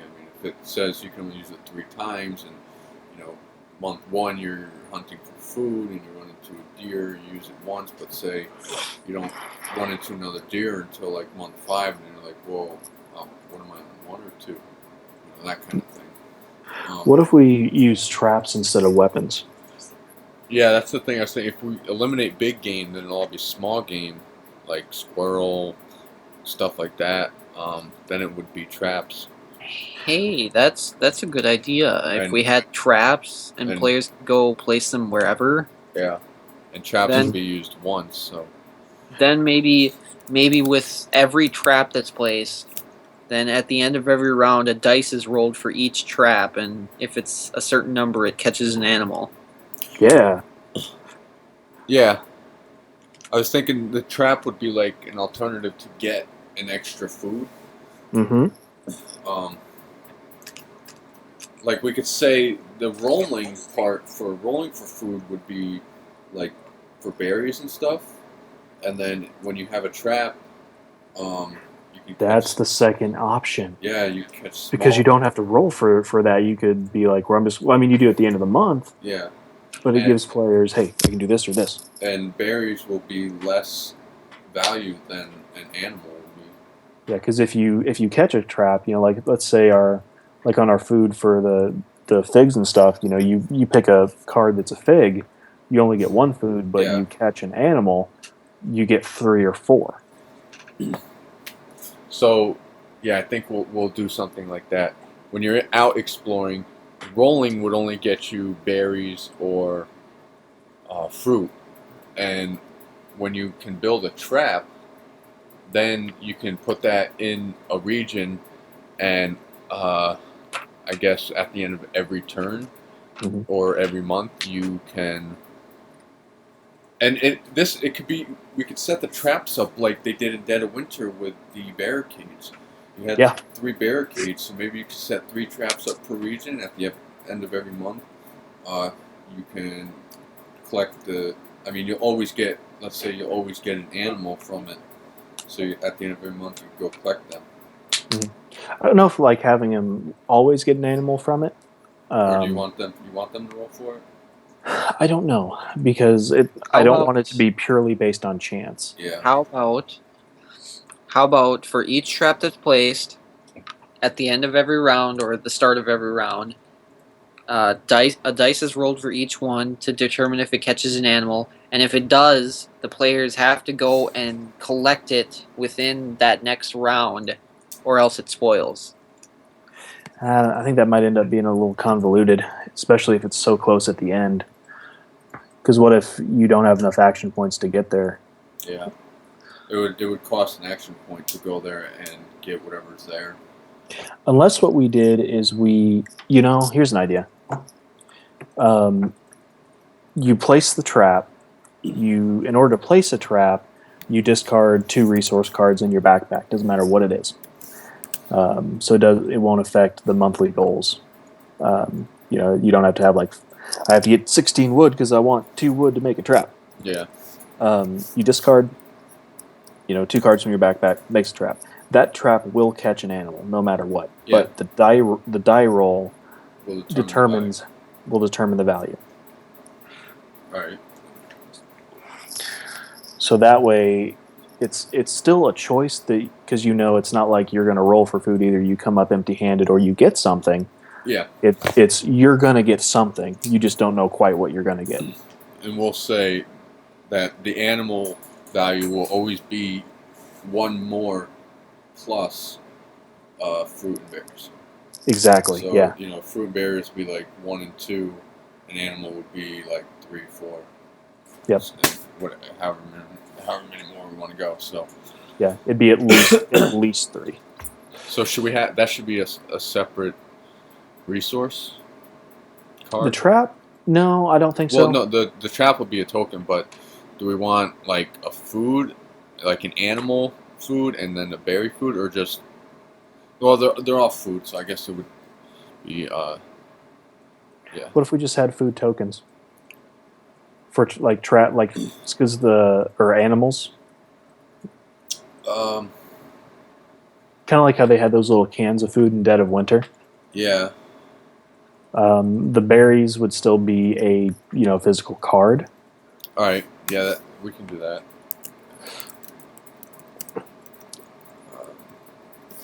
Say berries. This is already more cohesive than our last design. Yeah. We have. I can already see the flow of gameplay, and I think this will work a little bit better. All right, so that. The only thing I'm wondering about this game is how interesting is it going to be if people are just only really going out and collecting resource cards. That's really all they're doing. The story with the monthly goals, and then by doing that, you're staving off your death counter. Your end goal is to get rescued. In order to get rescued, you have to survive so many months. By doing that, you get a piece of the radio. You get all the pieces of the radio, you get rescued. Yeah. Because otherwise, it's the same really as any board game. I'm playing Munchkin, the board game, really my goal is to go collect treasure and kill a monster and then get out of the dungeon. The reason I do that is because of the role play and the narrative in my head and the clear goals that have been presented to me. Because before we didn't have any real clear goals. It was just get enough stuff to have this monthly goal, survive X amount, you're done. But with the mechanic where you have to, by surviving these months, you're collecting pieces of this radio puzzle. There's a real clear goal and a real sense of progression, which before we didn't have. I mean, the only thing we had before was collecting the cure components. Mm-hmm. But that seemed a little too struggling to get. Yeah, and the components didn't really feel any different than the wood. And by having the monthly goals tied to building structures,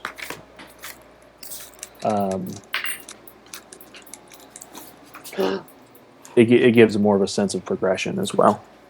Yeah. So for what they control, I think it's good. Dice. Yes. We forgot dice.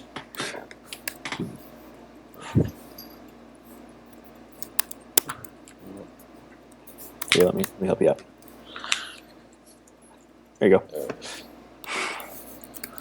Dice. Alright. That's sorry for now. Now, do we want to use the 6 side or do we want to do the D20? We can change it up as needed. I think the 20 side would probably be a lot easier for them when rolling for resources. I feel like either them having to roll a 4, 5, or 6, or a 2 or 3 doesn't give them, a lot of chances. But that's what playtesting's for. See which one works better. Okay, what do we want to start off with? So we have something to playtest. We'll start with the 20 side. See how that works. Sounds good. Sorry, cat. Here, go play. Meow.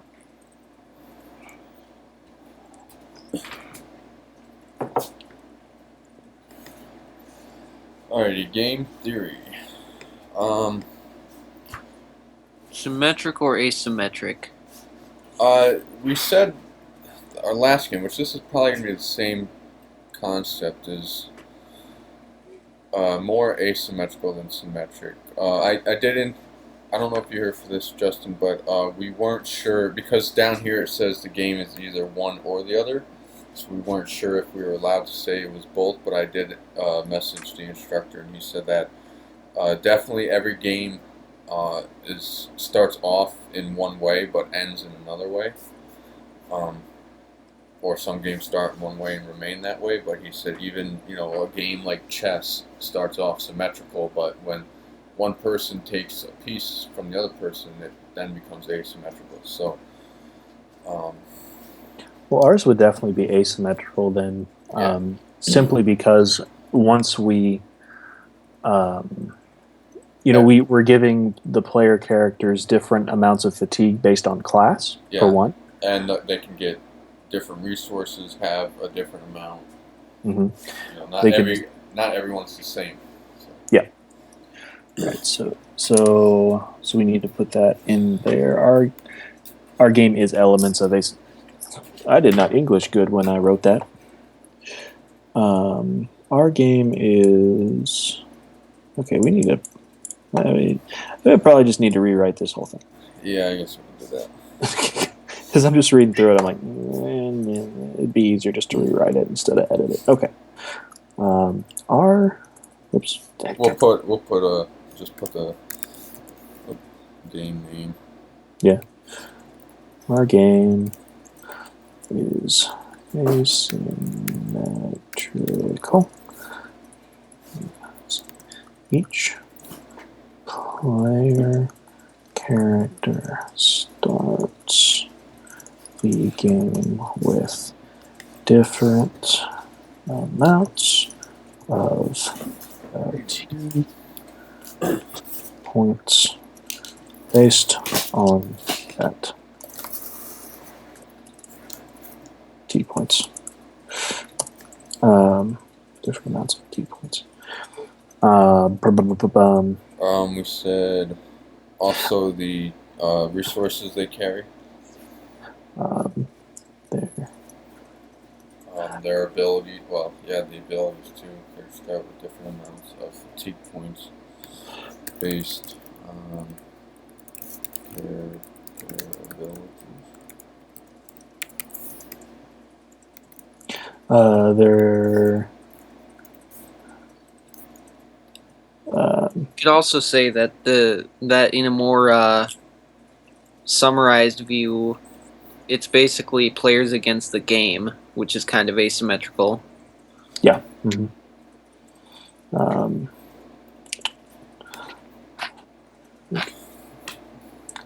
Player basic character abilities. So we need to work in the resources players can get. Can be different. What were you saying as well? It's the power.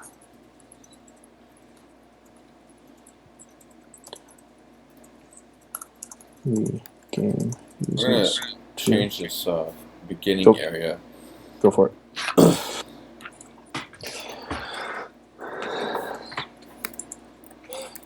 As well as the power the game uses to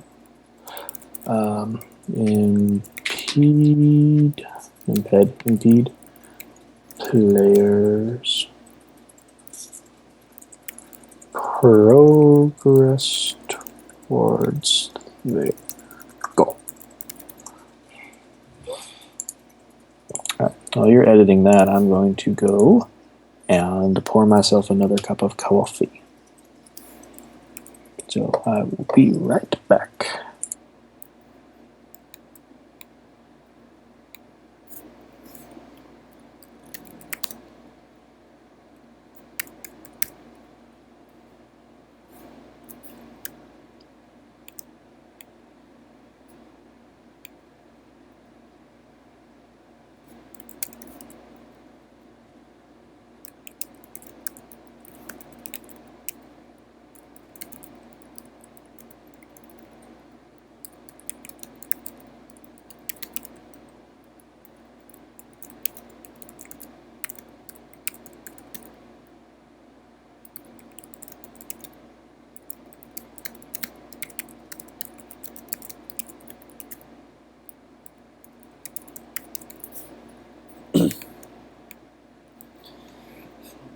Use will boost fatigue.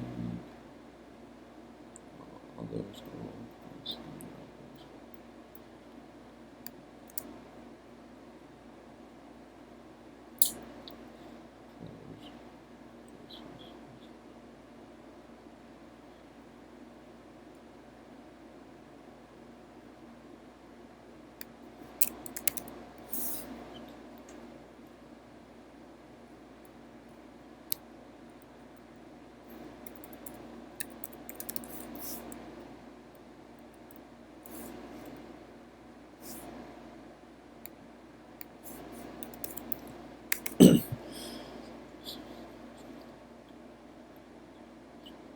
I think it looks good.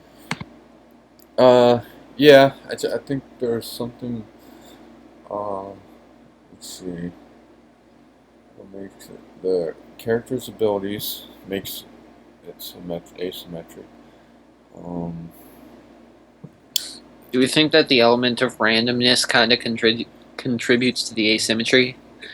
Yeah, that's a good idea because not everyone's gonna have the same outcome. The cow has died. Yeah, you could pretty much throw that in as a final sentence.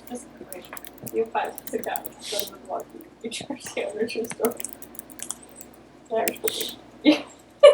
because even though they're all vying for the same goal, how they go about it is different.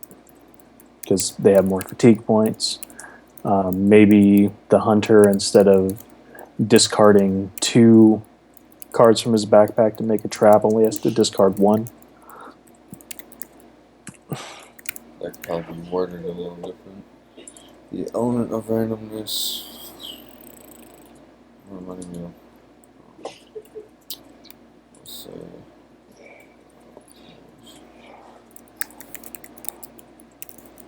Is randomness asymmetrical though? Well, I would say so because if it wasn't random, then everyone would have the same opportunity of getting the same amount.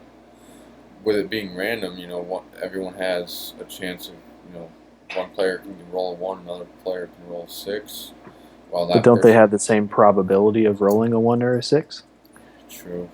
They have the same probability, but there's always those opportunities where one person suddenly gets way ahead and another one gets way behind, which does make the game unbalanced a bit more. Yeah, that's true, but randomness for randomness' sake, since it's not truly random, it's based on probability. Making to this instructor, he's really nitpicky, is the only reason I mentioned that. And everyone has a 50-50 chance of the same chance of rolling the same dice. It's just what you roll. Everyone has the same probability of rolling a 1 as the same as rolling a 6. Mm-hmm. So. Oh, Michael, I forgot to mention, but did you see the grade we got on our final assignment in the last class? We got 89, yeah. Yeah, got a B pretty much. Not bad. No, I think, based off of how vague the instructions were, I don't think we did bad at all. I'm very proud of what we did, and I think y'all did an amazing job. Oh, yeah.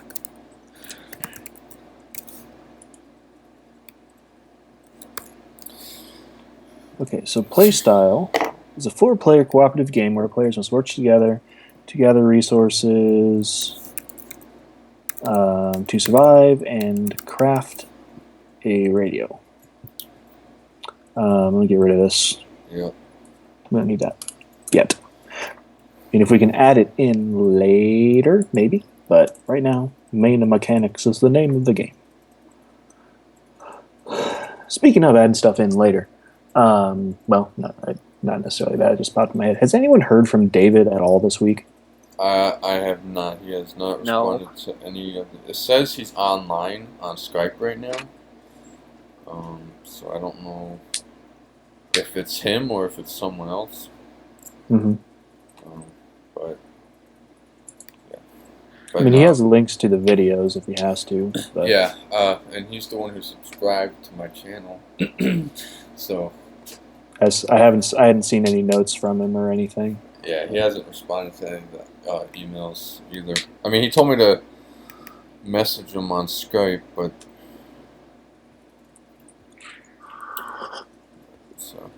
but I know he should be here Saturday. Okay. I guess I'll just message him tonight and tell him when we finish this up that we did a big change, and if he did look at it, to go back and look at this again. Mm-hmm. So, and set up a playtest. Because I think I did tell him to set up a playtest and try that out. Yeah. Alright, the play style is, it's cooperative, so I guess that's all. Players must work together to gather resources. And...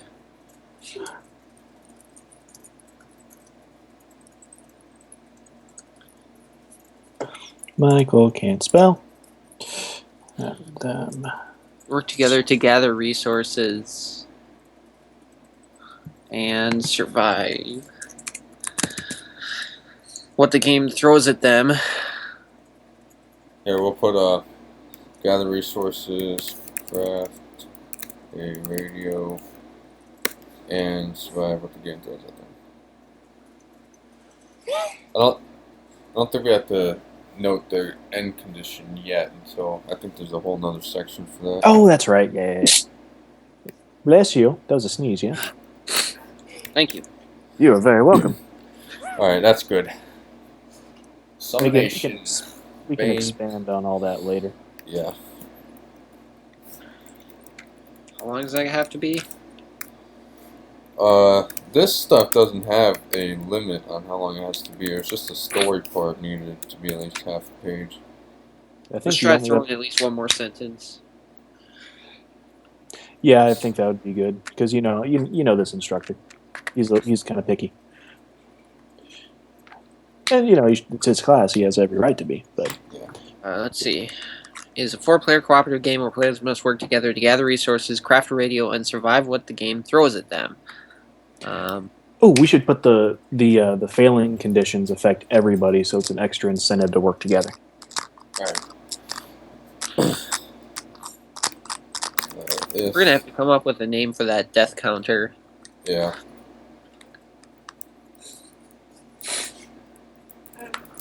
Deathstroke. I don't know. We'll come up with it. I mean, because I keep thinking like morale count, but I mean it's dead. It's too dead of winterish for me. We're gonna say all players are affected if they fail a monthly, like the whatever the monthly goal fail injury or whatever it is that affecting everyone or just one person? Like if they fail a goal and they get, stung by a stingray, is the fail condition, is everyone getting stung, or are we saying they're going to roll and the lowest person gets stung? Might as well, yeah. I mean, because either way, the person that gets screwed is going to be less helpful by getting resources. So it still affects everybody, but I think having, like the bad stuff happen to one person. Yeah. But that counter also goes down, so it's kind of a double whammy. True. Which is good because we want the game to kind of... I want to have a few games where it kills everybody. We'll just put... So we come up with a name for that. The bad stuff or the death counter? The death counter. I mean, they're all going to be affected by that. Not so much whoever gets injured. It just means either one person or everyone else is going to have to, pick up another shift. Yep. Or have less action points to spin around. Yeah. But if they have less. Heather, what's the name for a death counter? What? We're trying to figure out a name for our doomsday counter. What's your... same theme? Same theme, yeah. I'm going for outside help. I don't know. You'll have to give me some time to think about it. Okay, you think about Please take that knife out of that box before you forget that it's there and one of our children gets a hold of it tomorrow. I would never forget where my knives are. Put it away, please. Playing with Sickness knives. Counter. Hope It's counter. obviously not helping you think if you have to ask me for outside help. It's my survival knife, and this is a survival game. Yeah. The mojo, the mojo is flowing. There we go. Mojo counter. Let's do it. Mojo counter. It makes no sense, but just do it. just do it. We could just not because the way you die in this game is because you did not prepare yourself right and you had exposure to the elements. And you failed. We could just make it an energy counter. Well, it's only going to have, if we say 6 chances on it, then they have 6 chances, 6 months before they fail, before they die. Hey, that could be I was just thinking too, like, is there a way to make this counter go back up if they lose one? And I was thinking, those really rare, god-awful, hard-to-beat medical quests we're thinking about? Yeah. If they pass that, that's the good thing. They get to go up if applicable, they can go up 1 on this death counter. So it's super hard, but they have a good reward. I mean, we could try adding that in there, but I think having them keep a suffer, they failed something, continue to suffer that. I'm good with that too. Yeah. Either way. Well, it's just the suffrage counter. Yeah, we could do that. Because if you are getting exposure, you are suffering. You're uncomfortable. I mean, it shouldn't be an uncomfortable counter. I think that doesn't inspire fear. Sufferability. Is that a word? It's a word, right? I'm gonna find out. I need some. It is not. Damn it.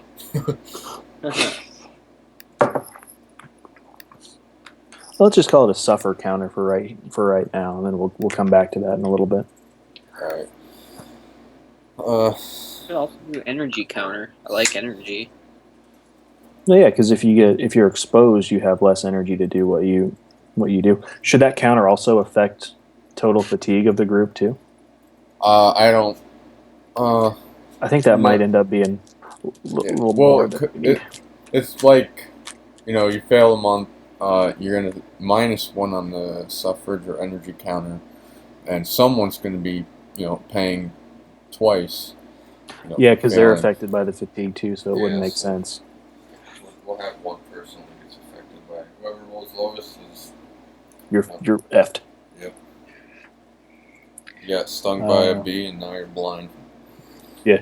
How about whoever isn't back at the base by the end of the month gets one of those exposure cards? If that happens, what if 2 people are outside the base? Then we'll just have a roll. Yeah, we could do something like that. Are we still gonna have that to where they can stay outside the base? And I know, like we had before, is if they're outside, they consume their own food, whatever food they have in their backpack, if they have any. Yeah, or whatever resources gets consumed. So it resets the next round. Yeah. So now let's say this: what if someone's out in the forest still, and it's the end of the round? The base does not have enough food to feed everyone in the base, so they -1 on the suffrage counter. But then what if the guy outside also doesn't have enough food? What if he only had 1 food? Is that minus another suffrage? I don't think so. I think that if we don't have enough food, the counter goes down. Okay. No matter what. I kind of like the idea of Dead of Winter. It goes down and you add some kind of token. Yeah. The next time you starve, it goes down by that number. But if we only had 6, that could be. If we were going to do that, and the starvation would stack, we may have to stick it back up to 10. All right. Well, we'll try it with 6. Yeah, if it works, we'll mess with that later. All right. All right. I think play style's good. Summation. Non-zero game because when you draw from one region, it doesn't affect another. Mm-hmm. Perfect or imperfect. We had imperfect. We had imperfect because we were throwing cards face down. Yeah. And we could still do that, but maybe. What would be the reason? Yeah, true. Alright, yeah, I guess. If we had a good reason for it, yeah, definitely. But what would the reason be? I don't see one now because everyone's trying to work together. Mm-hmm. And I almost think that. Well, hang on, hold up. Do the players in your game know all their information about their opponents? Yeah, it would be perfect information. Yeah. Because they can. If we're still going with the cards being like in the backpack being face up instead of face down, they would know. Because really their only opponent is the game. Yeah. And they can... So, yeah, it would be perfect information at that point because they can see... They know exactly what they need to do.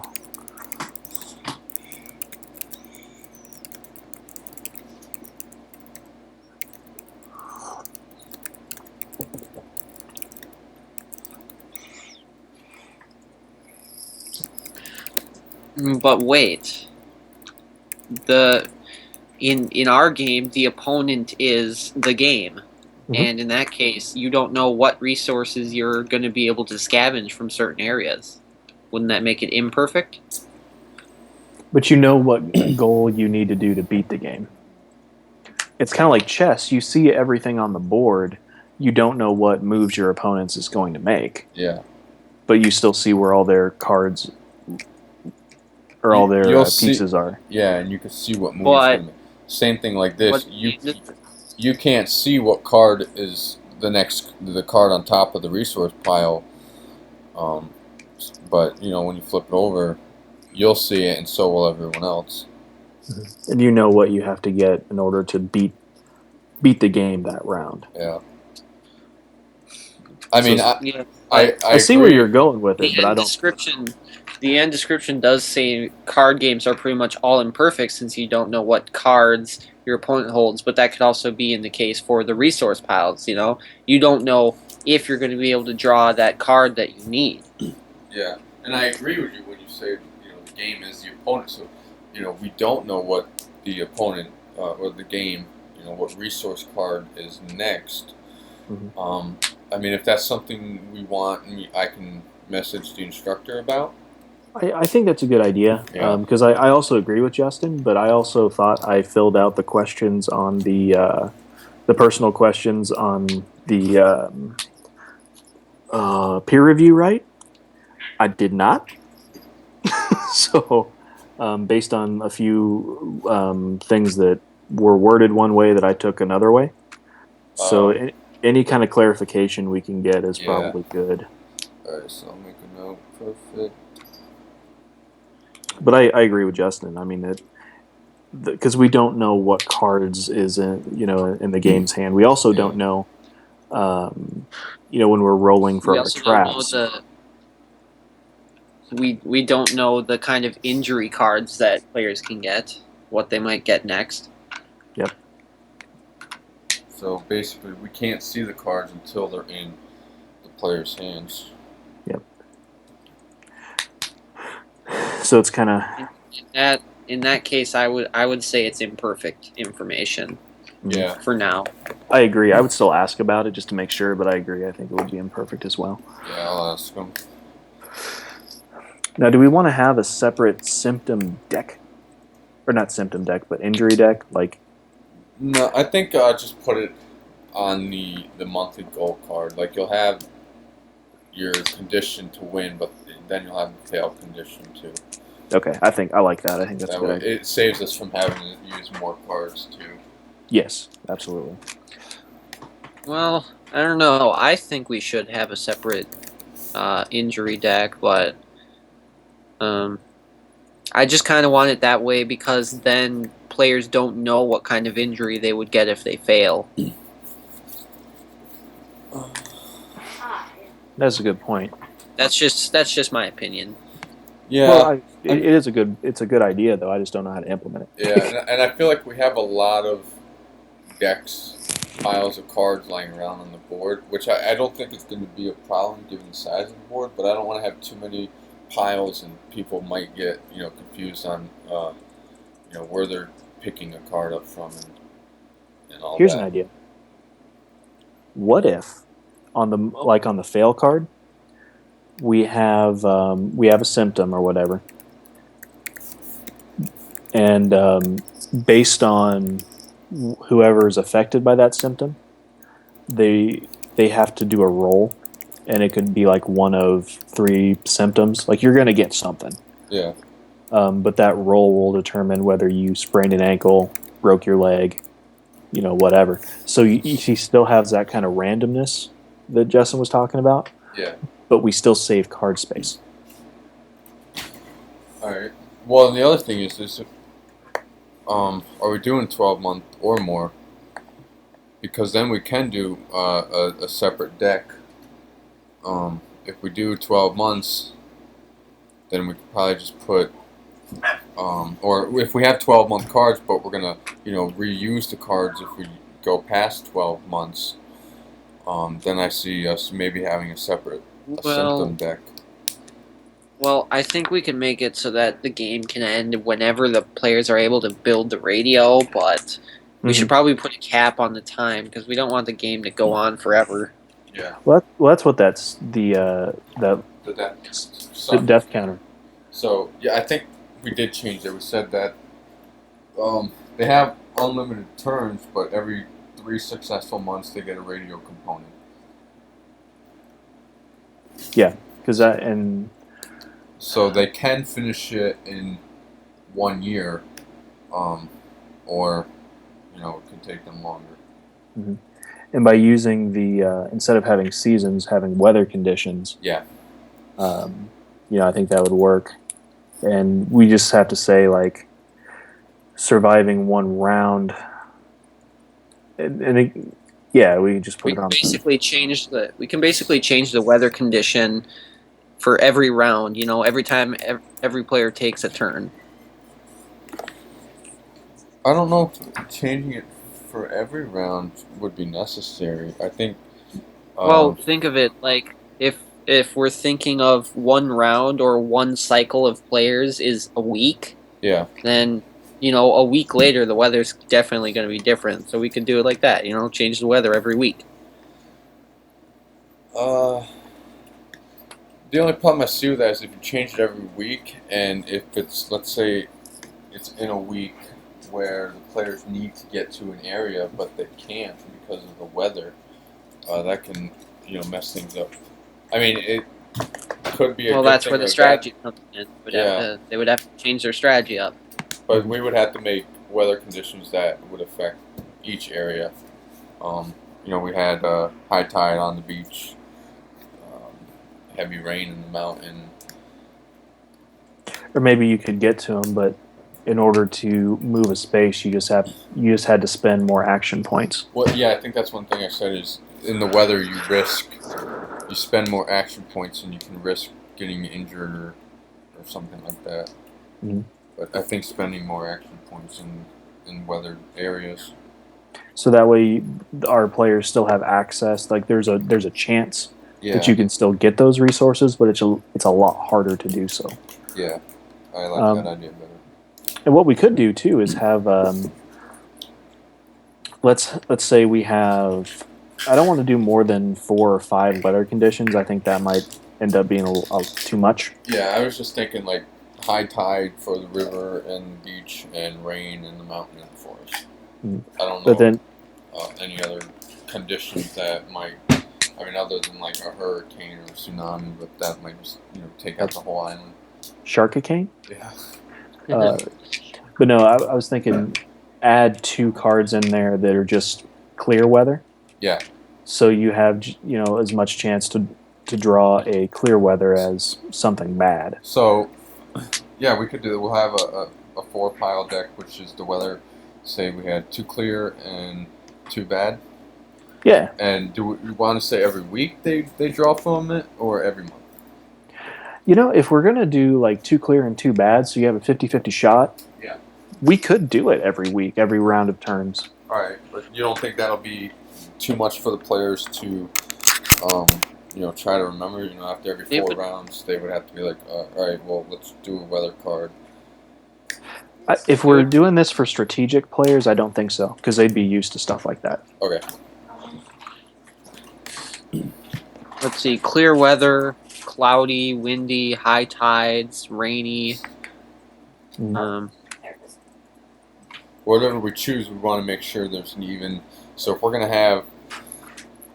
we have 2 negative, we need 2 positive. But if we're going to do, we could probably do, I was going to say maybe 1 positive, 3 negative.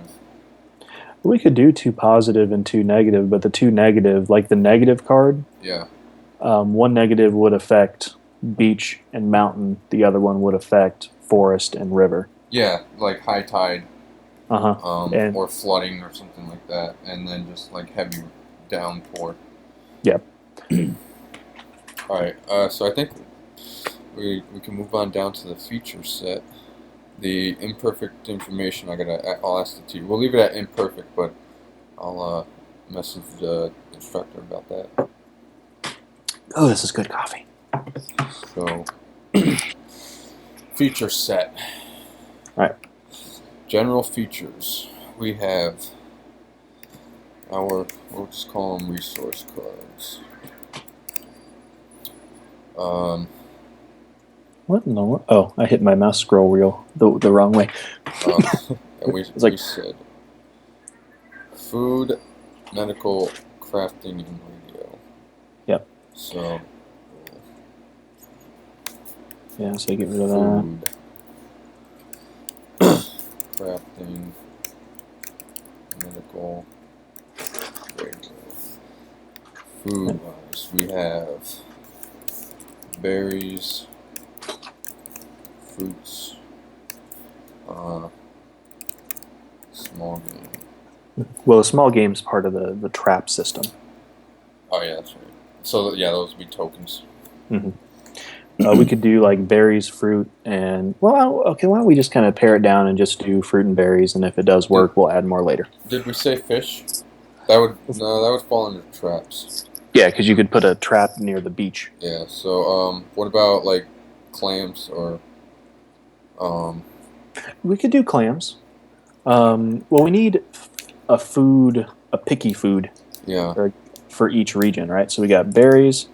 And I'm going to put the region. So berries will say forest, right? Yep, and we'll say fruit, beach. Yep. Well, wouldn't we do the clams for the beach? I think maybe like bananas or coconut would be for the. Maybe clams wouldn't work. We'll do like some like berries and fruits for food, and then clams would probably be like meat. So those might be something we could do with traps.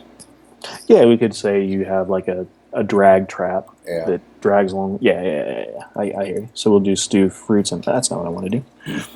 That's all wrong thing. What fruit would you collect in the river? River. Shit. What did I have for food for the river on that? I think I had small game. You had reeds, clay, small animals. Fresh water. Let's see. What can you eat in a river? Let me see. River berries. Cranberries. But well, yeah, it's another berry. I guess we could probably just do berries there again. You can throw fish in there. Well, that will be used. That'll be a token, trap. From the traps. I guess we'll just say berries and fruits. You know, the berries you'll get the forest and the river, and let's say fruit you can get at the beach. Beach in the mountain. That sounds good. I like that. Simple. Simple is good. Okay, so medical we said. Yeah, it made me correct it. Hey, beaches. Crafting. What? Yeah, see, it makes you correct it. What? I'm just saying, it's a weird thing. I don't know. I don't get it. We shall beaches. Okay, so crafting. It's probably because it's capitalized. Oh, might be. Let's see. Nope. I think it's just stupid. Yeah, let's maybe. Nope, that doesn't work. Okay, so medical, we said that we were using plants, right? Yes, and we said we were just going to do colored leaves. Well, let's see what you had. We'll do crafting. You have forest, bamboo.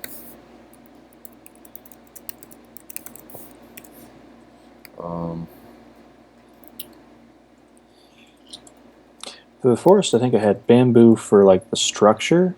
Yeah. And then we use snake grass for the cordage. Yeah, so we can probably put that in there for us.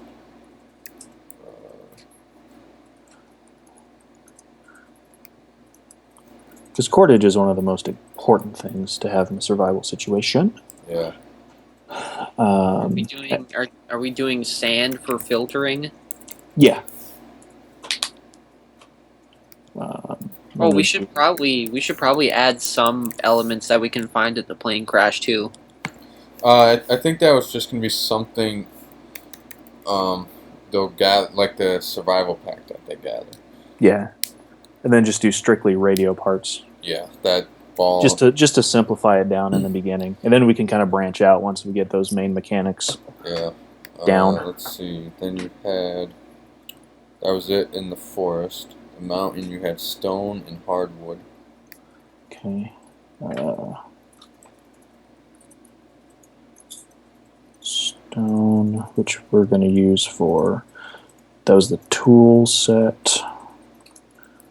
And then hardwood was the structural, yeah.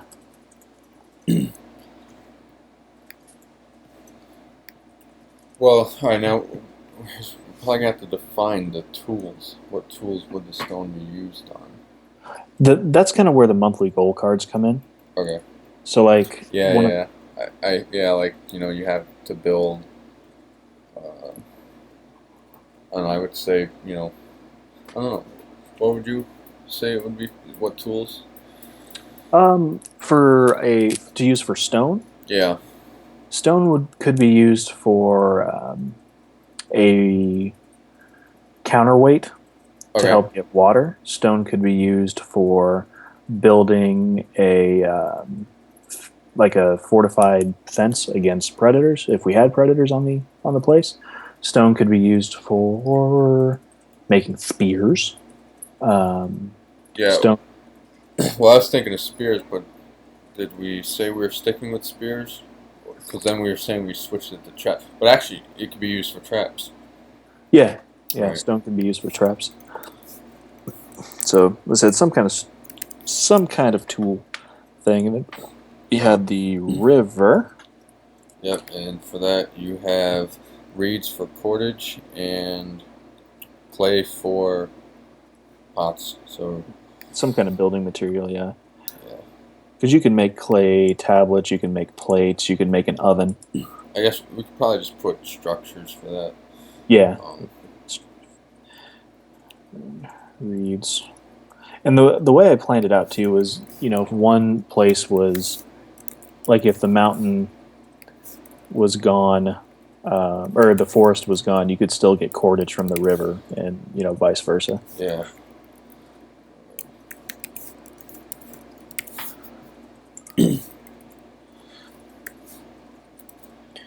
So it's crafting, forest, mountain, river. And then the beach, you have sand for material and shells. Yeah, the shells were like spear points, but I don't think you could use. That was the one I had the most trouble with, was trying to figure out what to do with the beach. Yeah.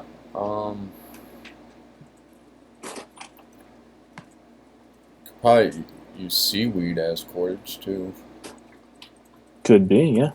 And then, do we really need 3 cordage or 3 ways to get cordage? Well, we might. I don't know. We'll leave it in there and see what happens. I mean, we've got. Yeah, we should do a cordage and then another trap. I mean, we've got 3 structures. Mm-hmm. 3 cordage already. Oh, you could use palm fronds for structural. Like, whenever you put them over your shelter? Yeah. Well, I was thinking, if we have 3 structure already, what about, like, try to get another trap? Another thing you could use for a trap. Beach sand, beach shells. What else is at a beach? Coconuts, palm trees.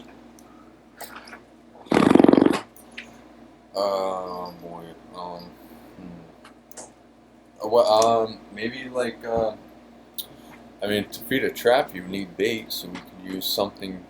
There you go. Mussels are, some kind of bait for traps. But if that was the case, see, how are we going to build traps? Are we going to have it based solely on discarding 2 cards from your pack? Yeah, I would think, like, to build a trap, you would spend a rock, a cordage, and a bait. The trap I envision here is like, you have the bait, and let's say you have the string, tied in a loop. The animal runs in, it sets off a snare, and the rock or the stone falls down and crushes it. Well, and some traps don't have bait, though. They're just put over the game trail. Yeah. But I guess just to balance everything out, we could say we'll just have bait. If that is too much, then we could take it out, or it doesn't work. What if bait added something to the roll? Like you had a better chance of, like we were saying, you rolled to figure out how big the animal is in your trap. Yeah. What if it had baits, it adds a +2 to your roll. Yeah, we could increase the chances from rolling. I really like this trap mechanic. I think that's pretty cool. All right, so there's our crafting. Now I'm going to put a little bit more resource cards. Will be used to create traps for gathering. What's the word I'm looking for? You're always sure you're going to get food if you use a trap. So for gathering what?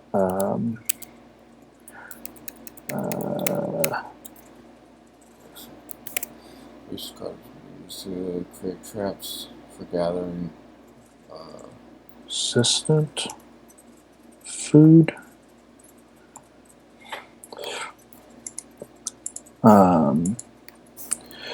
Structural cards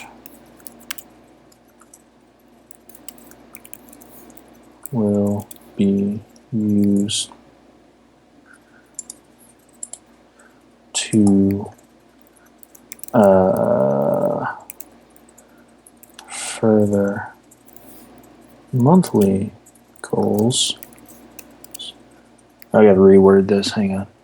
Resource cards will be used to create traps and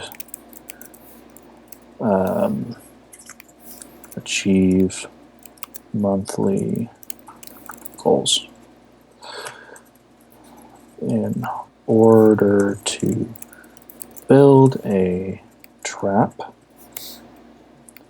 players must discard one structural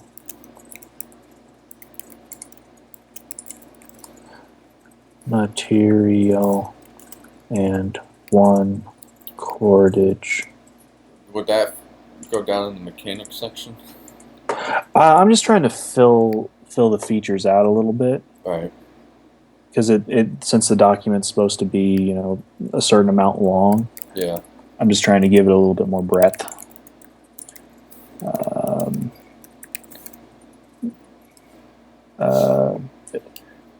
Must discard. I don't know if I have to be that specific.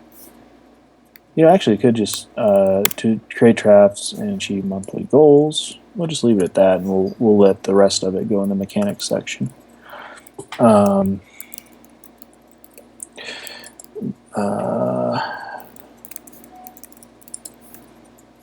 Justin, I'm going to also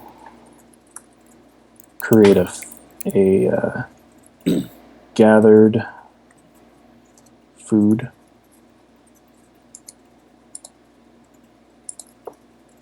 All right. Which includes these, just to give it a little bit more. Yeah, clarify.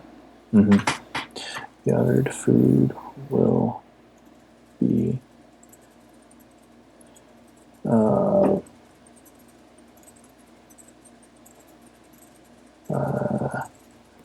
don't want to say gathered food would be gathered. Right. Gathered. Let's get these all lined up. Yeah, there you go. Thank you, Jeffrey. Gathered food. Okay, general features. So I feel like we need to expound on these features a little bit more than just have bullet points.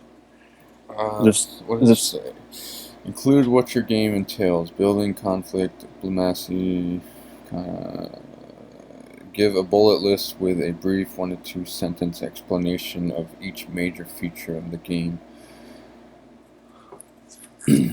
Make sure you know what a feature is. You should not have anything about the story unless it is original and plays heavily into the gameplay. No marketing approach no game components or audience appeal. You should have any information that makes your game special or unique. This is the section any producer types will go to first. So it sounds like we gotta throw in a sentence for crafting, for medical, for Yeah. the radio. Mhm. Just those general ideas. Yes, that's what I got from it too. Gathering food will be used to replenish fatigue. Oh, part of the monthly goal. Part of the monthly survival goal.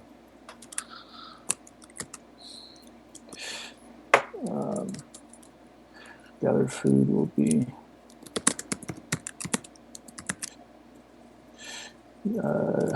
used. Yeah, how about I just, instead of gathered food, just put food will be used to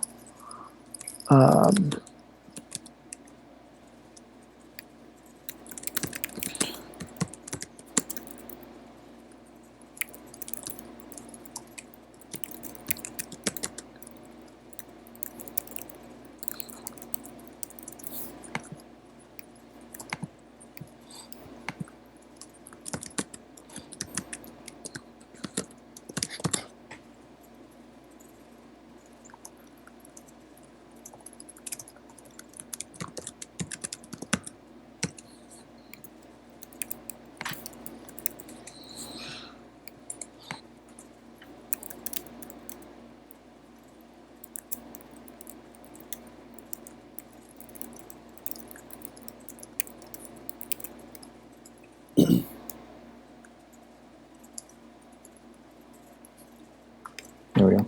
Now all our food is just under one.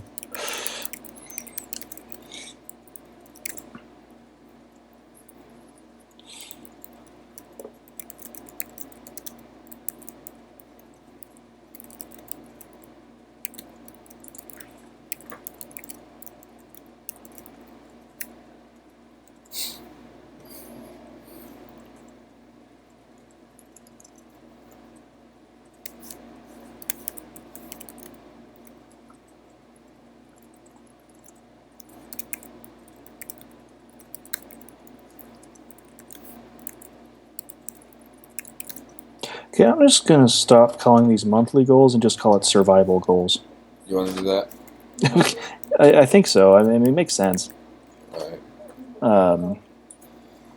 And we can denote that, 4 rounds is a month, but in our rule book, but we'll just, in order, you look at the cards, there's survival goals. And, find every month.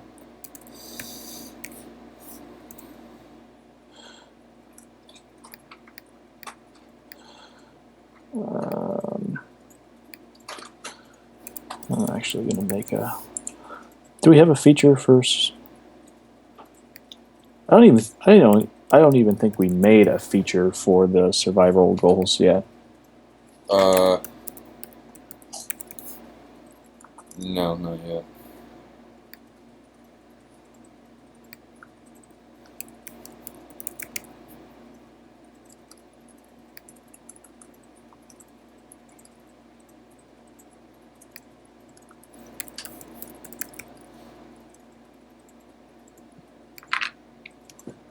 When I think about it, we don't really have anything that really explains the survivor goal yet. That's what I'm writing right now. Okay.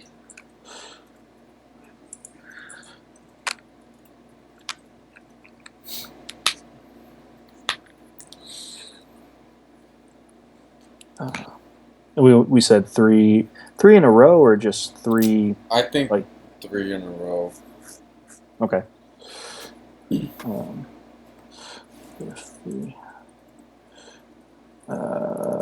just going to make a separate bullet point for every 3 goals, 3 successful goals.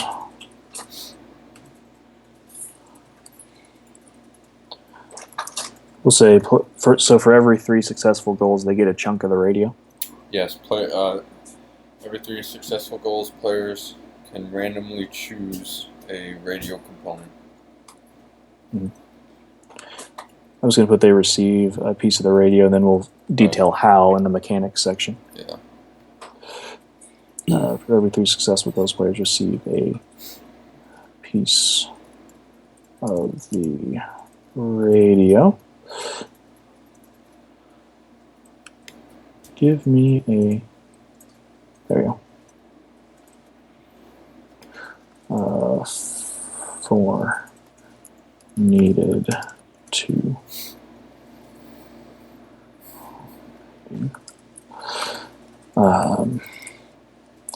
each time a goal is failed, players move. What do we call it? The suffrage counter.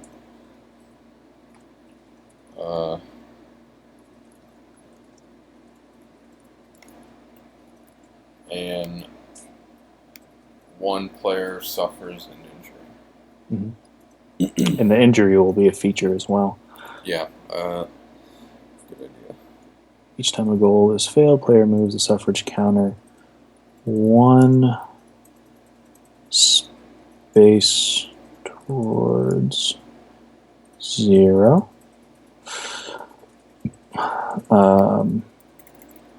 Then one player receives an injury.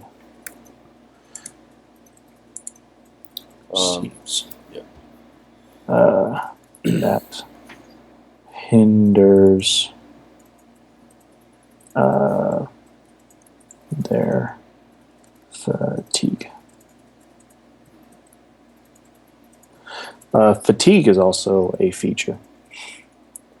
Yep.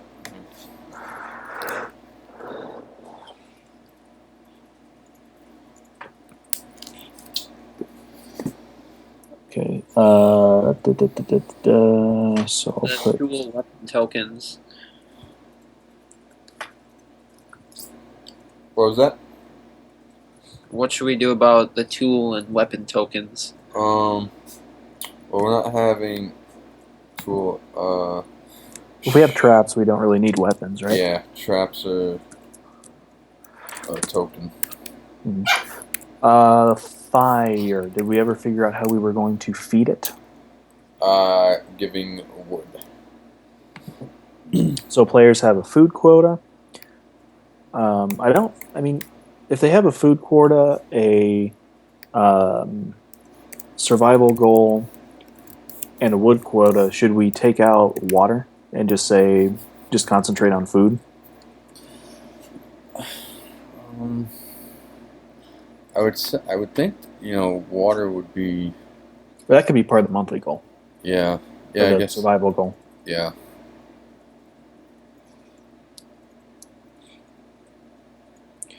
Okay, so fatigue. Players have a number of fatigue points that allow them to be fancy. Traverse the game board and perform various actions. Those actions are searching a region's resource deck, searching. Are we going to have 3 separate decks for food, medicine, and yeah, I think each region will have a food deck, crafting, and a medicine. So we have resource, food. So I need a medicine deck. Okay.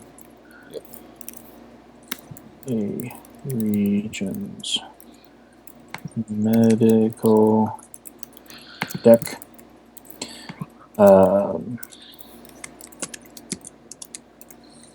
And then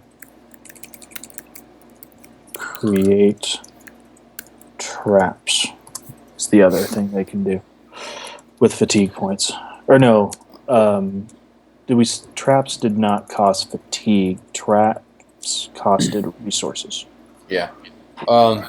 Justin, I think we're gonna do to keep it balanced. We're gonna have 2 negative effect weathers and the clear day for the 2 positive.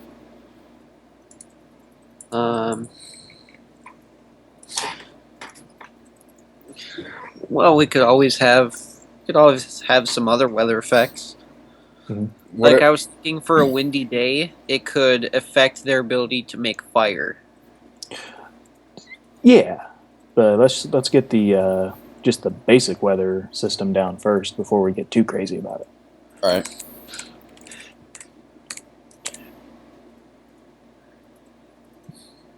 Because again, tonight we're going to have to do a lot on Saturday as well, and maybe tomorrow. So we're just kind of looking for bare bones tonight. Yeah. Let me put this down here. This would be a. Whoops. And we are running a little low on time now. I mean, however late you guys want to stay, that's fine with me. But if you gotta go. Yeah. So I've got a pot of coffee made, and we'll go as long as we need to.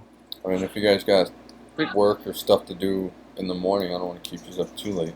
We could always schedule another meeting tomorrow night. Yeah, we have to. I mean, I'm good for another probably 2 hours. All right. If need be. And then Saturday we have. What's that, Justin?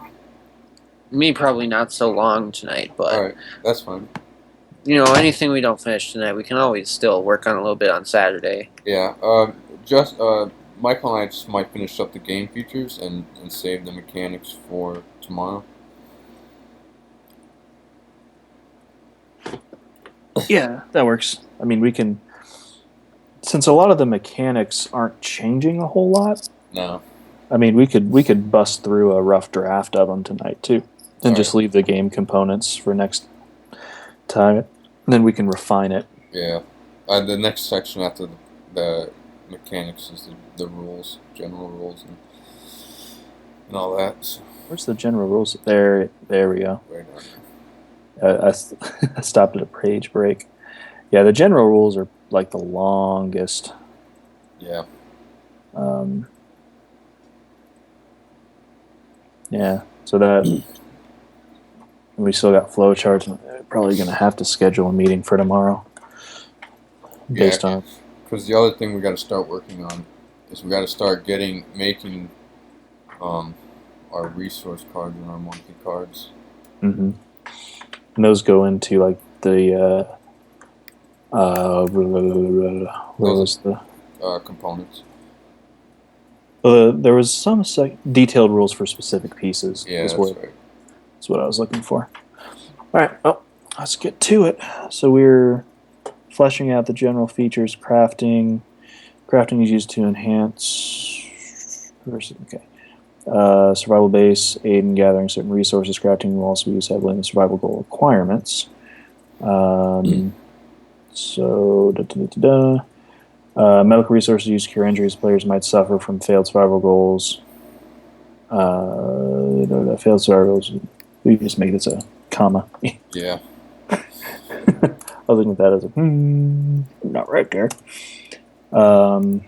So forest, don't run fresh water, salt deposit. Okay. The radio is the final goal of the survivors. They must travel across plane wreckage to scavenge them for parts. I don't know if I kind of like just giving it to them if they hit those 3 months. Yeah. I mean, they should have to charge or have to. We could say that in order, you've survived 3 months, you have enough confidence that you could go search the Yeah. wreckage and you just pull from It'll- face down cards. Yeah, I see it kind of just like a cutscene in a video game. You don't really do anything but watch it. So basically, surviving 3 months, you don't have to go do anything other than randomly choosing one of the cards. Yeah, I think that's a good idea. I like those, the box, battery, microphone, and antenna. Yeah. I dig it. So let's say every 3 successful months survive. Players can randomly draw 1 radio.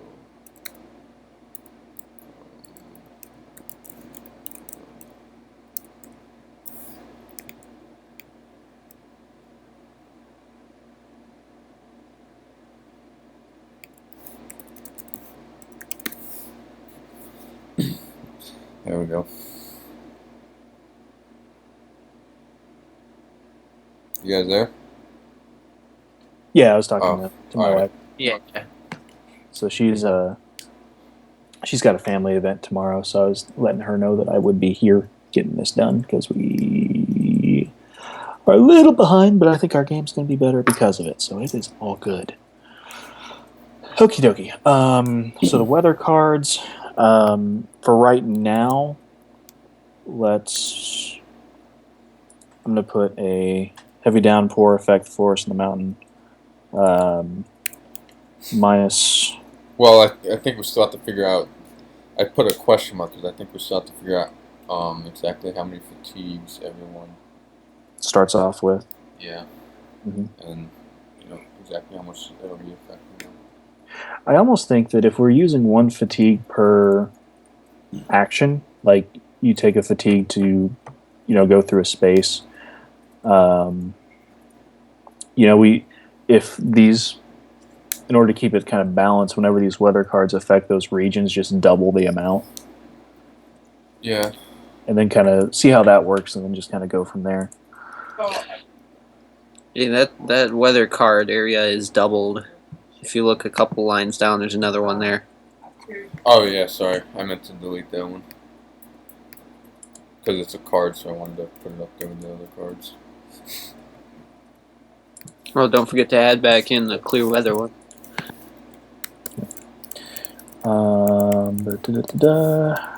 And then, do we want to do the player spaces, like as you get deeper into the region? Have the certain number of squares, and the further you're in, the higher your goal is. I like that because it also adds a kind of a risk versus reward mechanic. Yeah. Because the further you are from your base, the more likely it is that you're not going to be able to get back by the time that 4th round ends. Yeah. It's a good idea. So that's a feature. Yep. I don't know what we would call it. That would probably go in the regions. Yeah, regions are features. Yep. Just right underneath card regions vary in the types of resources that can be collected.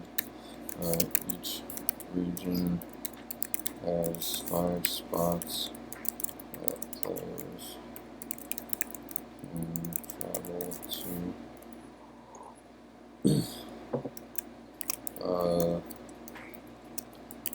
The further the player travels into the region, the higher their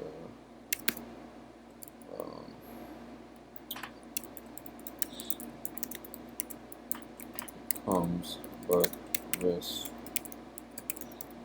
not returning to base in time.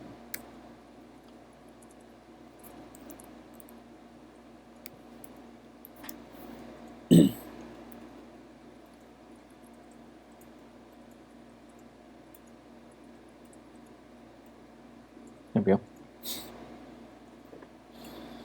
Perfect. Should we put the spots like I don't know, because that could go under the specific pieces category. Yeah, we'll do that. Alright, tokens. We have traps and fire. And these require blank. What did we say? We said one building component. yeah. Well, one trap component and one bait and one cordage. Okay. Cordage. Or did we say bait just gives it a plus? Yeah, that's bait, right. Bait will give it. So it needs one cordage and one trap, and bait is optional.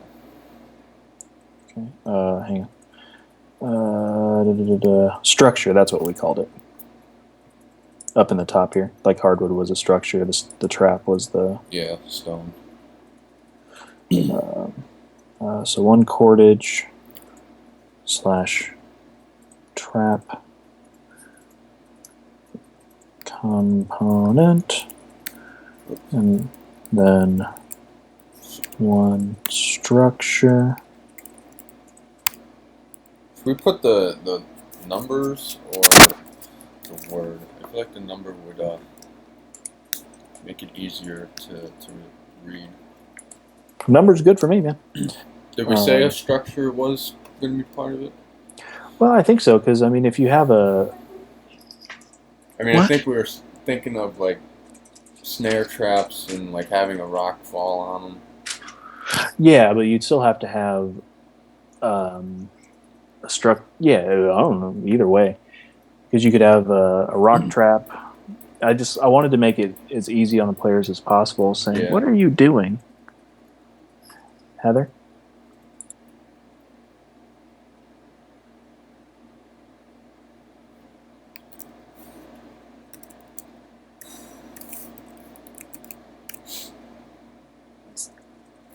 Here's somebody say something real quick. Yeah, I can hear you. Yes. Deeper voice.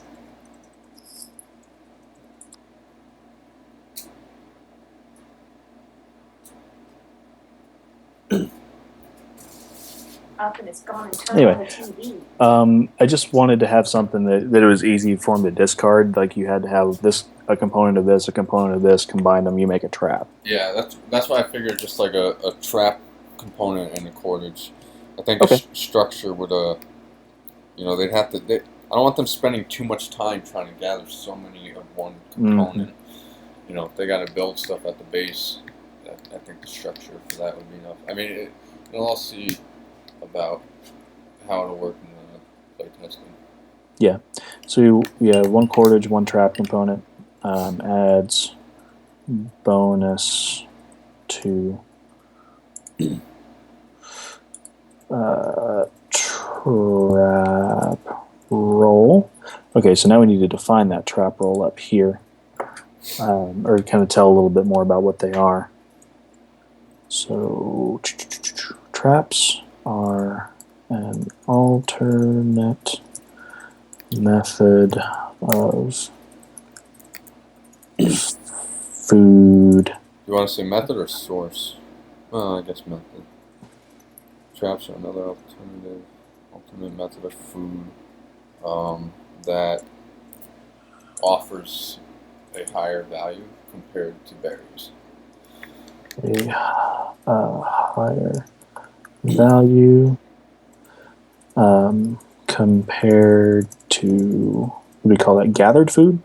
Well, we said berries and fruits, so Yeah. So gathered food. Traps will always collect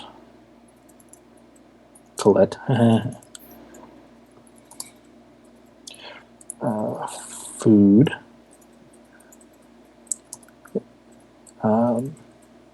the value of the food caught will be determined by dice roll. And that'll be more defined down in the rules. Yeah. Mm-hmm. All right, so fire. Fire is used to cook food and keep Okay. warm.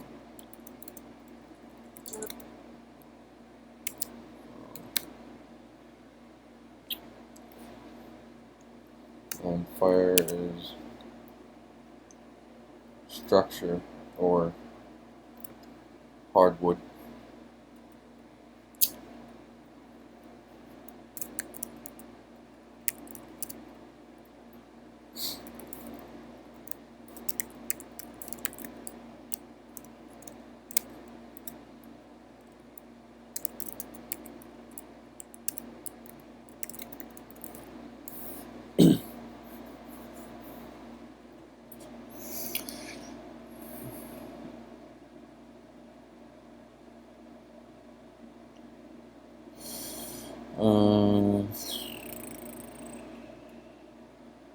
Class cards.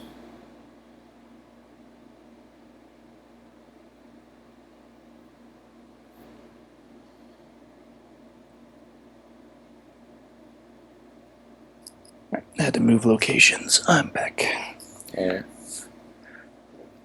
Now, is there only one way to get wood to the fire? The only wood we have is hardwood. I mean, we have bamboo. And that's it. Which I kind of like maybe having one or two of those resources. Like you said, you don't want someone staying or well, I mean, they'll only have to go to the mountain to get firewood, which could. I don't see it as a huge problem. I don't either. I mean, we want to keep it balanced, so I don't want to have to, put, so many things in one area. Mm-hmm. Well, the other thing too is kind of like unless,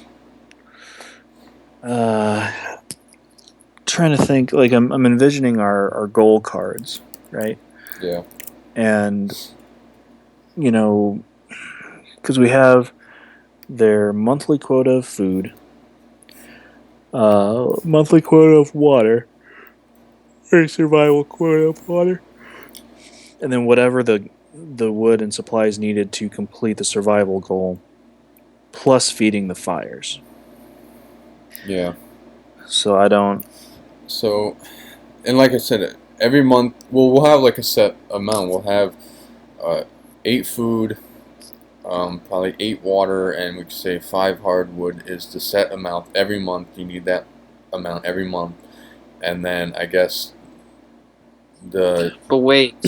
What if for the fire we have like the wood be the tokens for the number of uses, so that every time you cook a food on it, you remove one of the wood tokens, meaning it was used once. With 4 turns per month, I don't know how that would work. Yeah, I was just thinking it would just survive the whole month. I mean, this is all fictional, so it doesn't have to be realistic. Because our target audience are pseudo casual or pseudo strategic players. Yeah, and I mean, we could say for one of the months, it was a lot of heavy rain. The fire, goes out often, so you need more wood to keep it going. Maybe the fire could just be an entity. Like on the survival card, like you have to, because the thing that I worry about is if we're building structures as well, like we're using the wood to build structures and feed the fire. I'm worried that might split it to the point where neither goal can be completed. Yeah, true. And then we got to think, how many structures are we going to have them build? Mm-hmm. Are they going to have to build one every month? Or I was thinking just on the board, you had a colored spot, and that's a structure, but maybe that becomes a token when it's built. Well, if we're going to reuse the survival cards, Yeah.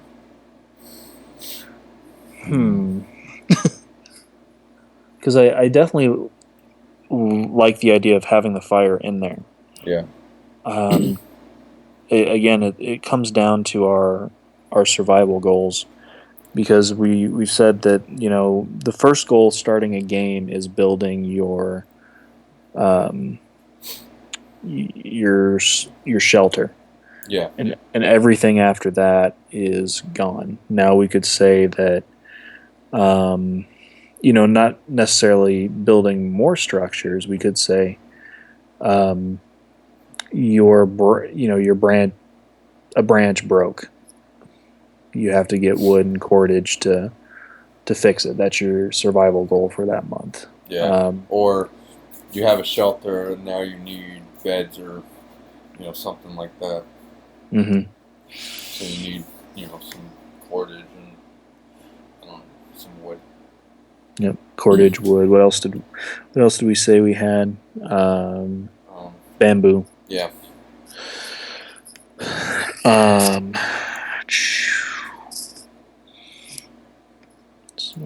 Let's think here. Well, I mean, we could just leave it. I mean, put just a number in there. I guess we'll figure that out and play test it and see if that becomes a struggle for them to, you know, gather structure wood plus firewood plus food and water plus whatever else. Yeah, I think that's a good idea. I mean, I think with 4 people playing, you know, 4 rounds per person, I think it shouldn't be that hard for them to gather all of that. We just got to find a number that's going to be fair for them. Yep, and also making sure that their backpacks aren't overloaded. But that'll come. You know, we can just say your backpack is, you know, 7 cards. Yeah. And then we'll just have to start tweaking the values of the cards. Plus, the other thing too is we've made it easier for them to gather resources. Yeah. Since we have those, well, if they choose to be easier, you know, because you can walk in further into the region. So I think we leave the tokens the way they are and play test it and see if that even. You know, and I almost, honestly, am kind of wondering if we just get rid of the class cards and just focus on. Now that I think about it, if we're going to have them, you know, they're flying on a plane to see some islands and they crash, you know, I picture them being like, I don't picture them being an engineer, a hunter, a lumberjack, and a fisherman. I picture them being like the opposite of that, so their abilities, I mean, do we want them to have abilities that would help them? I don't think so. I mean, I think that maybe based on the monthly goal cards, I think the characters as we design them should start with different fatigues. Yeah. Just to kind of balance things out a little bit. Yeah. But I think that I'm just worried that we're going to overscope our game a little bit if we're going to be designing classes as well. Well, if we change the classes, then we have to go back to the descriptions a little bit up in the document and change those as well. Yeah. I'm gonna go find that and I'll bold it, and when we figure out more about it, then each character has different abilities that affect performance. So if we decide to get rid of abilities, then we'll get rid of it. But maybe we'll figure something else that can work with it. I mean, because I like the idea of having, you know, someone having an advantage over everyone else in gathering resources, something like that. But, you know, if we think about it, they all have a survival guide. Then really none of them have any survival skills except from what the book is telling exactly. them to do. So we'll just highlight that all, and I guess we'll leave it. I'll try thinking of something tonight. Mm-hmm. The only thing I could think of is maybe you have a base level of fatigue. Yeah. And then at the beginning of the game, you roll to see if you have more or less fatigue than somebody else. So, like, say everyone's got a base of 5, and if you roll like a 6, you get maybe like plus 1 more or plus 1 more. Maybe something like that. All right. Well, I'll make a note. I'll write a note down in case we decide to go something like that. Mm-hmm. We'll leave it the way it is and see if we can figure something out with that.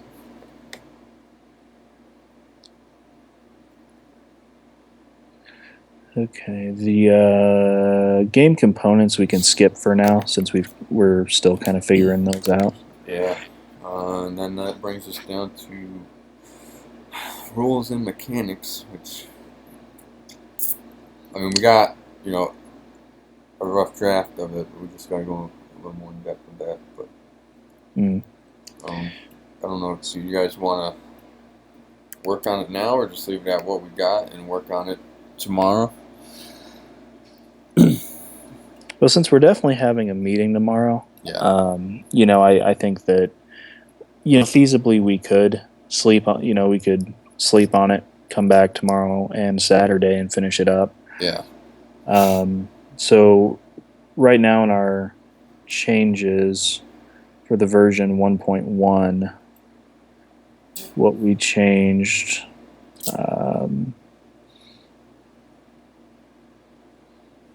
Pretty much everything.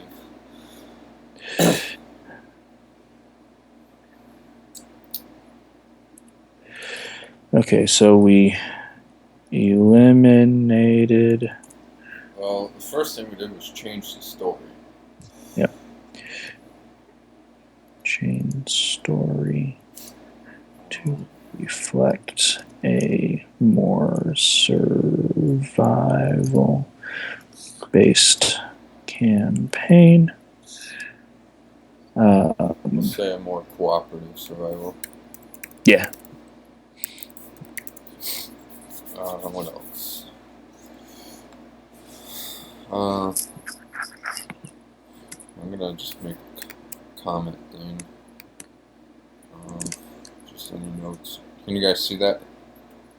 I don't think we can see it till you've actually posted it. Alright, never mind. I'll just. Whoops.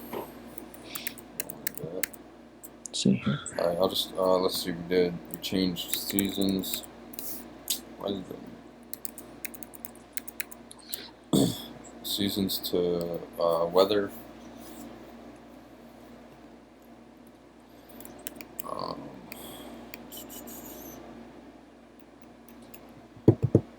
Let's see. Change weapons to traps. Yep. Remove traitor.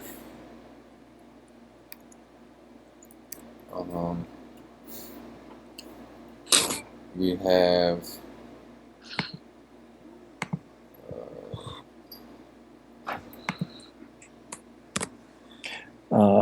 We split resource.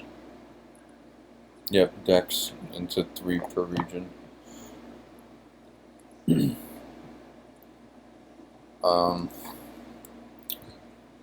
Let's see. Say lowered suffrage.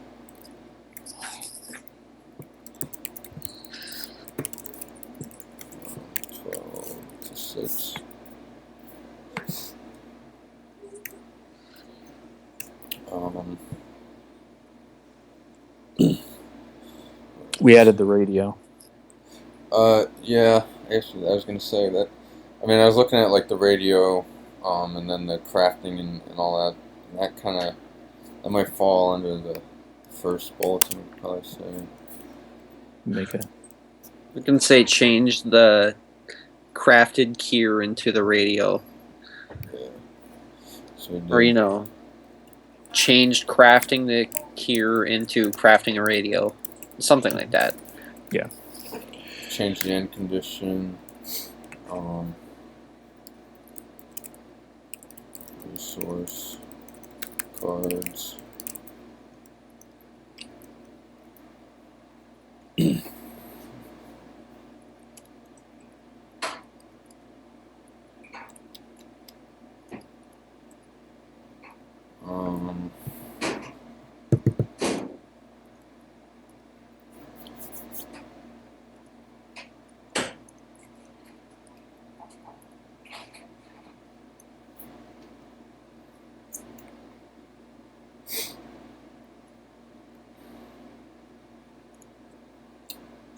So change the story. Focus is now cooperative instead of competitive.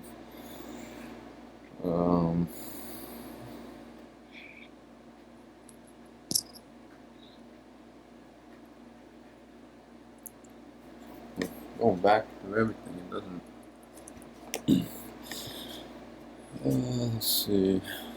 That stayed the same. That stayed. Feature set.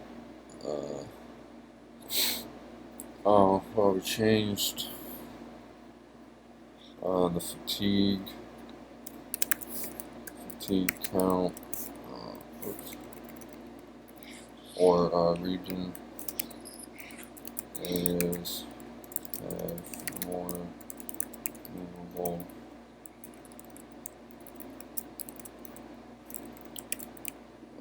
positions.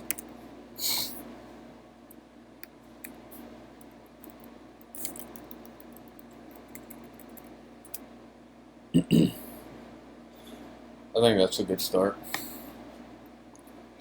Yeah, I'm gonna get rid of the this right here at the very top, so we don't need that. Alright. Those were notes that we already addressed. Yeah. I'm gonna change the mean. Yeah. I had the little page number in the version 1.1 so we know how far down we got. Yeah. Alright, good. Alright, I think it's coming along better than it was.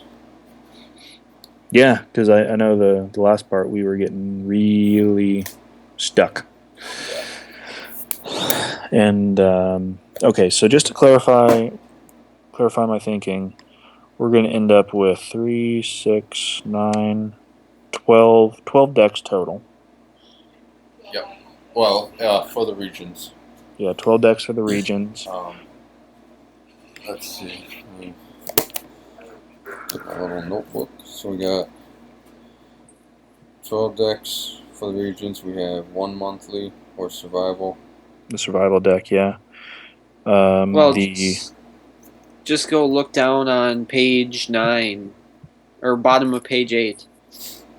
Oh yeah, we got components. Mm-hmm. Are they all in there though? 12 survival. I changed them up while you guys were doing whatever was right above it. All right. Oh, okay. Yep. So we got 4 or 1 deck. Weather.